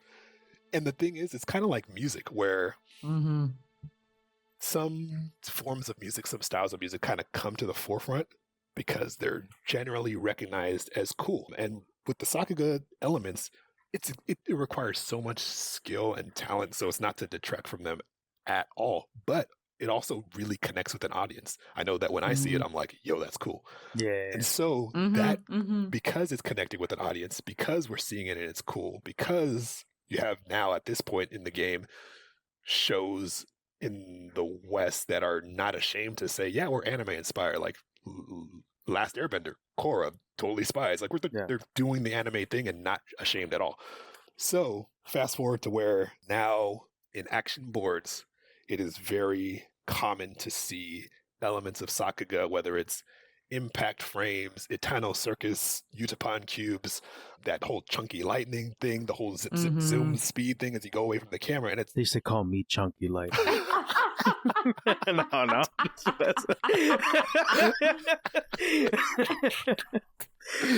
Oh my goodness. But yeah, it's like, but it is in a lot of ways like a dialect, because there's certain influences and inspirations and certain like qualities of motion. And like I've even seen some, not like, it's not like the case that it's everywhere. It's not the case that like every single studio is doing this. But I remember seeing a job posting where it's like, yeah, we're looking for Sakuga board artists. And I'm like, oh, really? Yeah, I was like, that's interesting. That's so funny. I didn't even know. That's so crazy. And like to go back to like the music connection, it's like when you're watching a movie or a TV show, what kind of music do they usually play when they want us to feel like something's cool? It's usually hip hop, because it's like hip hop's the new popular, not new popular thing, but it's kind of cemented itself as popular, cool. Have you guys heard of hip hop? It's the new popular thing. You guys are gonna love this. You guys are gonna love this thing. It's called hip hop. And then like even with that, it's like there's certain dialects or certain forms of hip hop that kind of like rise into prominence with popularity, such as like, okay, everybody's doing a trap beat at this point, things like that, where it's like waves and ebbs and flows. So I feel like we went through an action adventure contraction, we went through action adventure rebirth. Now there's like an action adventure dialect that's a little more prevalent, to where a lot of shows are much more heavily inspired in many ways by elements of this kind of like Sakuga style boarding, which I know a lot of people feel a lot of different ways about it. Some people are like, oh, why are you putting this many drawing demands on the board artist. That's not the board artist's job, blah, blah, blah. You're just trying to animate. Other people are like, hey, let them cook. They're doing it because they can, all this other stuff and everything in between. But I just feel like it's just interesting to see that that's going on. Yeah. I think it brings up the question, though, and I think that the industry is going to start having to reckon with it, is have shows in history ever been able to afford Sakuga animation, actually, while like paying people to like make scenes like that, really? Because I mean, it's definitely going to make it makes the shows more expensive. It puts more pressure on the shows to do really well because they were expensive to make. I mean, they look really cool. I mean, honestly, I think one of the reasons why that sort of fight scene stuff hits really, really hard is it gets down to the core of why we're watching this action show. It's like originally you used to have these shows where, like, Batman's doing some cool stuff. He punches a guy goes down in one punch. He punches another guy. He like jumps away, and you're like, oh yeah, Dark Knight, yeah. But like when you put the Sakuga animation in the mix, I think it gives people a similar feeling to like watching those old kung fu movies where like it's like really, really like people are watching those movies because of the choreography. They come to watch those shows or those movies because there was an amazing martial artist that was a star or an amazing choreographer, and you're like, oh my god, dude, I gotta replay that scene. Hold on, I gotta pause that. I gotta watch that again. And we're finally having action shows that are like people always. I feel like people wondered like why action shows weren't doing as well over here. Is like, was there ever the supreme form of action in those action shows? Like, was it sort of right? Like, were we playing it safe with those actions? I don't know. I mean, maybe, but maybe someone would argue. So it's interesting because like it was like sometime last year where I was like, I feel like rewatching like old Batman like animated series. I feel like rewatching Superman, and it's gorgeous. Like even today, like the stuff they were doing, it's like, wow. And I feel like that is one of the side effects of like a dialect becoming a little too prominent, is you lose out on like some of the other stuff that might be presented. Like, I don't know, I love it. Again, this is not to knock it at all. Like, it requires so much expertise and skill to even pull that off. So that's not to say like anything negative about folks who are versed in that kind of dialect, so to speak, if we're going to call it that, or keep using that term. But I think about something like Ghost in the Shell, right? You've both seen it, right? Yeah. In the end, where Mikoto, I always mix up the anyways, protagonist is on top of the tank, pulling off the lid as she's trying to get it open, like the muscles are bulging, and she eventually like shreds herself, right? Like, that whole sequence, taking cover, the heavy footsteps, the heavy footfalls, like, that's just as gorgeous in its own way as like the One Punch Man, like last episode of season 1, Saitama versus Boros. Like, it's just done in a different language. Yeah, it's like filmmaking. It's like, yeah, exactly. It's like we're heavier, we're a little slower, but it's still gorgeous. It still moves in such a way that I feel like it could be just as it is just as impressive, but maybe it's harder for it to be. I know the thing that is interesting about that is like, from an artist standpoint, the folks that are doing this kind of a Sakuga style boarding, they appreciate it. They're like, whoa, that was beautiful. But on the audience side, maybe the audience is a lot more caught up in like, well, that was cool, I guess, but that one was faster, that type of thing. Which is it's kind of a bummer. I wonder if it's closer to like in painting, realistic painting versus expressionism or impressionism, or like you have like the more realistic or cinematic way that an action can be done, or like, hey, this is like, we're experimenting with what animation means in this section, like that. Right. It's kind of funny because it was a couple of years ago, I went to see like a show at Cirque du Soleil, and I was just kind of watching it, and I was thinking in my head like, okay, why do we go and see these shows? And then I was like, oh, it's the spectacle. You're here because things look really cool. You have the acrobats and they spin. And I think these kind of shots that are Sakuga, or like very intense emotional shots, are kind of like different aspects of what you could find in like the spectacle of, like, for example, I take circus as an analogy because I feel like circus is only about the spectacle. There's like no story, and there's comedy and there's awe. Like the acrobats are like your kind of like your awe-inspiring moments, and the clowns are like your comedy moments. But like you get a different feeling when you have like an acrobat that jumps from like a very, very high ledge, which would be kind of more like what you describe in the Ghost in the Shell. But then when you have like the guy on the unicycle that's spinning and doing all the crazy acrobatics, that's when you're like, this is impossible. How is he even doing it? You know what I mean? One of them, they're just like taking a huge leap, but it's like so crazy because you're like, oh my God, this is so dangerous. But the other one is like so skillful, and they spin, and it's like, and they're so fast, and it's like very high technique. And I feel it's kind of like that you appreciate these two different emotions, right? Yeah. But they're both like cranked up to the max. Right. But I think that there's also an influence there of like, I feel like a lot of the early action board artists were also like super heavily from comics versus now a lot of the action board artists are from animation. Their influences are anime. They like, and some of them I'm sure love comics, but I think that you end up getting two very distinct action storytelling styles in those two. I kind of do miss, like, I mean, obviously, I guess it's because I love comics, so I do miss seeing more shows where there's like an eye for layout, for like really nice, well composed layout where your eye, I don't know, that's just my personal style, where I'm like, I really like when the hierarchy of information is really well organized in your shot. So you're looking at the most important thing first, and then you see like the second most important detail second, and then maybe you have the time to see like a little third thing or something. And that like the emotion is all framed with the layout rather than the movement. Yeah. But that's a very comics way of thinking for sure. Yeah, that is so interesting. Yeah, I love it. Yeah, I wonder, because I keep going back to older like 90s cartoons, and I'm like, I don't know if we are ever going to bring back any of these styles because it's changed so much now, and I don't know if like the current audiences would be okay watching older style narration. But it's also hard for the artists to draw some of those styles now. Like it takes specific training. I wanted to just like before we wrap up and before we ask you to plug your different socials and art, I wanted to ask you one last question from YouTube, from the Adofe 9716, who asks, there aren't a lot of Black folks in the animation industry. Have you ever had any issues networking?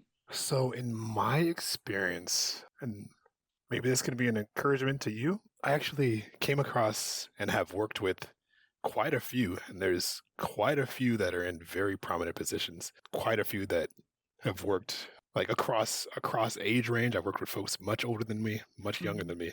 And so it might seem and appear that way, but I haven't experienced that to be the case. I've actually experienced it to be the case that like one of the board artists that I worked with who has gone through started with me as a revisionist, and she went through the ranks and is directing stuff now. Jess Cuff. Oh yeah, she's a woman of color.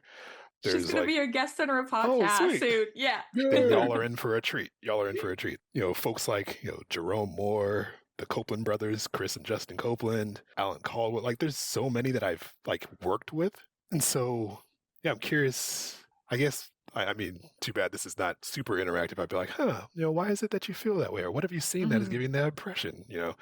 That's the most I can kind of say on that, really.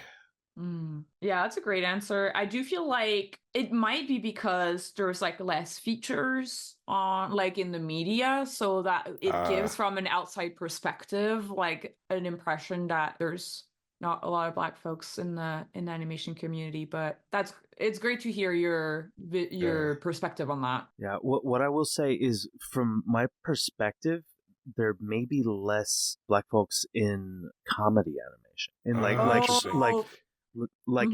if you looked at like Cartoon Network or something like that, or like when it was still active, or like Nickelodeon. I'm curious what the demographic is there, but that's super fucking sick that you haven't had that experience of as much, you know.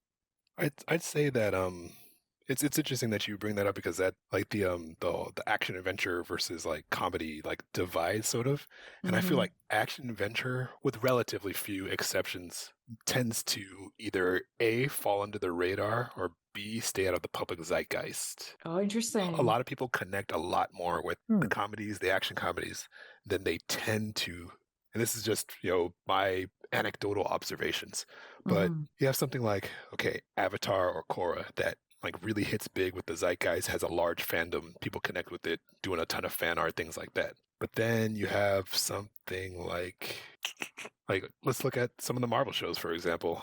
Did they really like connect in that same way with as large an audience, aside from just the people that appreciate the Marvel IP?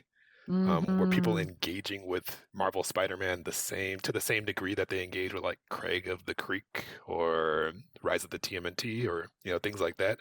Which someone might say, haha, but our TMNT is action. It's like, yeah, but that's action comedy, still kind of towing the line of like how they intend to deliver the experience and things like that. I don't really know why that is, like something like Avengers Assemble, or even like the last season of Avengers Assemble where it kind of got a rebrand and it was called Black Panther's Quest.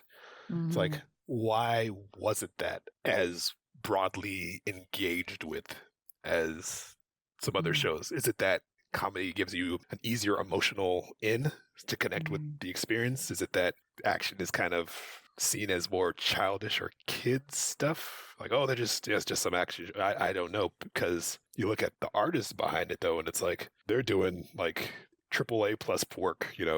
These like crazy choreography, crazy staging, crazy like juggling knives and bowling balls and chainsaws all at the same time to like pull off these sequences, and they just kind of like to the ether versus like I don't know, like there's like it seems like there's a big like marketing push and a machine behind a lot of the more like the lighter stuff, so to speak.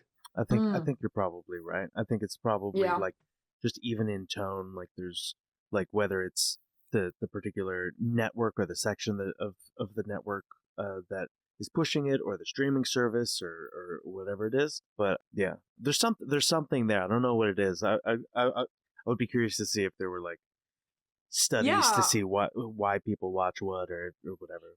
Because it's true that I feel like I also don't see online a lot of either discourse or just like people talking about these shows, and I wonder if it's because they're catered more towards their original fan base, like a little bit more niche audience, whereas maybe a comedy is a little bit more like usually like grounded and a little bit like broader, I guess. I don't know. Maybe that's it. Speculation. There's also this interesting culture around a lot of like comedy, like especially like storyboard driven stuff. There was this culture that was created around board artists and artists on those shows, on those comedy shows, where people in the fandom would look up and find those artists and feature them on websites, and you'd get their takes and they would blow up on Tumblr or whatever it is. And I'm wondering if are people looking up the individual artists from an Avengers thing as much as people are looking up like a Steven Universe like art. I don't know. Yeah, I don't know why that is, or if that's like a company culture kind of thing, or I don't know. But yeah, I'd say, just as a quick plug to the action folks out there in the struggle, I'd say I would encourage anyone listening, dig into some of these folks, because there's so many. Like I can't even begin to even name half the names. Like I feel like I would be missing out on so many if I even tried to go through. But like so many. That's why no one knows them. That's why no one knows them, is everyone's like, there's so many I can't even name them. Like, that's what the credits say. There's so many of these guys who can't even name these guys. It's like, guys, ... sorry, guys. There's too many of y'all. Here's a few. Here we go. I'm about to just name drop a few. Just go Google some of these folks. Some of them you might have heard of.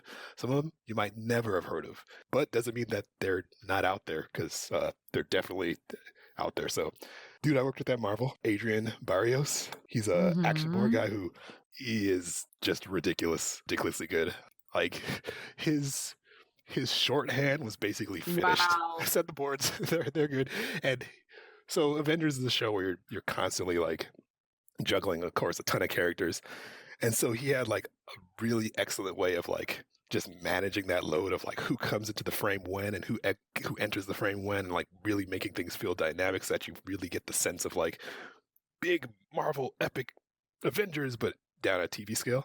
Dan Duncan, who does comics and directs, like I worked as he was supervising director on like Spidey, and he rocked it. And his like I remember seeing his boards back when I was a PA on Hulk and the Ages of the Smash, stuff that like he revised. I think he was directing there too. And I was like, this guy's so good. Oh my goodness, this guy's so good. You know, whatever. This one dude who was a part of one of the, like when I was on Avengers, there was a team that worked in Canada that we like basically we had a whole board team that was in Canada. This one dude, Sean Khan, who I don't have the words. He was just so good. Watch my name rhyme. I know, right? Here I am with a non-rhyming name like a chump. Jess Cuff, who, if you see her boards, yeah, she can bring it with action. Micah Gunnell was my director for a long time. Dude, Jalen Harden, Ben Lee, Grace Liu. You might be more familiar with Grace Liu, maybe. But Grace. Yeah. Yeah, she did some stuff. I want to say for Spidey, but she rocked action. Like, there's so many names that in a lot of cases, they just kind of go under the radar. And they're just like doing their thing, knocking out their 8 or so, however many pages, 100 panels quietly while the internet's like, you know. Yeah, dude, you're gonna ask you for that list of people, and Cool. we'll put them on the books. Yeah, because that was also quick little aside for people listening, but that was also like one of the big things that I really wanted to do with the show, was to highlight more of the artists that aren't usually in the spotlight. And I think it's really fun to talk about what it's like to be on these shows and be part of that crew that's making these shows real, even if that means that you're not always like in the spotlight or like doing all the press and everything. What would you want to plug? Do you want to plug your music album? So for all art and updates, what I'm writing, projects I'm working on, or if you got questions, things like that, you can catch me at geraldkaye.com, or go ahead and give me a follow at Instagram at geraldkaye. And I'll be launching a blog in the next week or so keep an eye out for updates so you can check that out. And then for music, head over to geraldkaye.com/music, and that'll get you links to all of my releases, including my latest, Cairn, a VGM-inspired digital fusion LP about the feeling of revisiting familiar places throughout the seasons. If you were to, in 30-second time span, talk about how you get through creative block, I don't think we ever talked about it. Just we'll do a short speed run answer. Do you have creative block, and how do you deal with it? I'd say for me, it isn't as much creative block as it is kind of sifting through decisions, if that makes sense. I'm a huge proponent and advocate for like an outlining kind of approach to like almost anything. If I'm boarding something, I'm going to take a moment and just write down, okay, I'm going to start with the wide. I'm going to go in. He's going to run this way. Maybe I'll do a 3/4 up, blah, blah, blah. Just kind of like give myself a roadmap. And I feel like that applies, if I'm writing something, writing a script, trying to tackle a scene. So I outline a lot and then kind of throw dedicated brain power at thinking about the solution to that thing. Because if I know what it is I need to do, then it's just a matter of figuring out what I need to do it. Like, I need a scene that makes somebody, shows how sad this person is. Okay, now I'm filtering down to like, okay, well, what would make this person sad? Something like that. So hopefully that answers it. Yeah, I mean, there's no right or wrong answer. It's whatever it means to you. And it's cool. It's one that we haven't heard yet either, which I'm really excited when we get like a new way to solve creative block. Awesome. It's like I feel like I'm a collector, and every person I collect their little thought and I put it in the little sleeve. Jar. Nice. And then I like put it on my wall. That's such a fun way to end this episode. I took your creative block answer and I pinned it on my wall, and now we can just say that it's the end of this creative block. Gerald, thanks for being our guest and sharing your story. Thanks for having me. It was awesome. And thanks to our listeners too. Follow us on social media at CRTV Block, where we ask for drawing prompts and questions to ask our guests.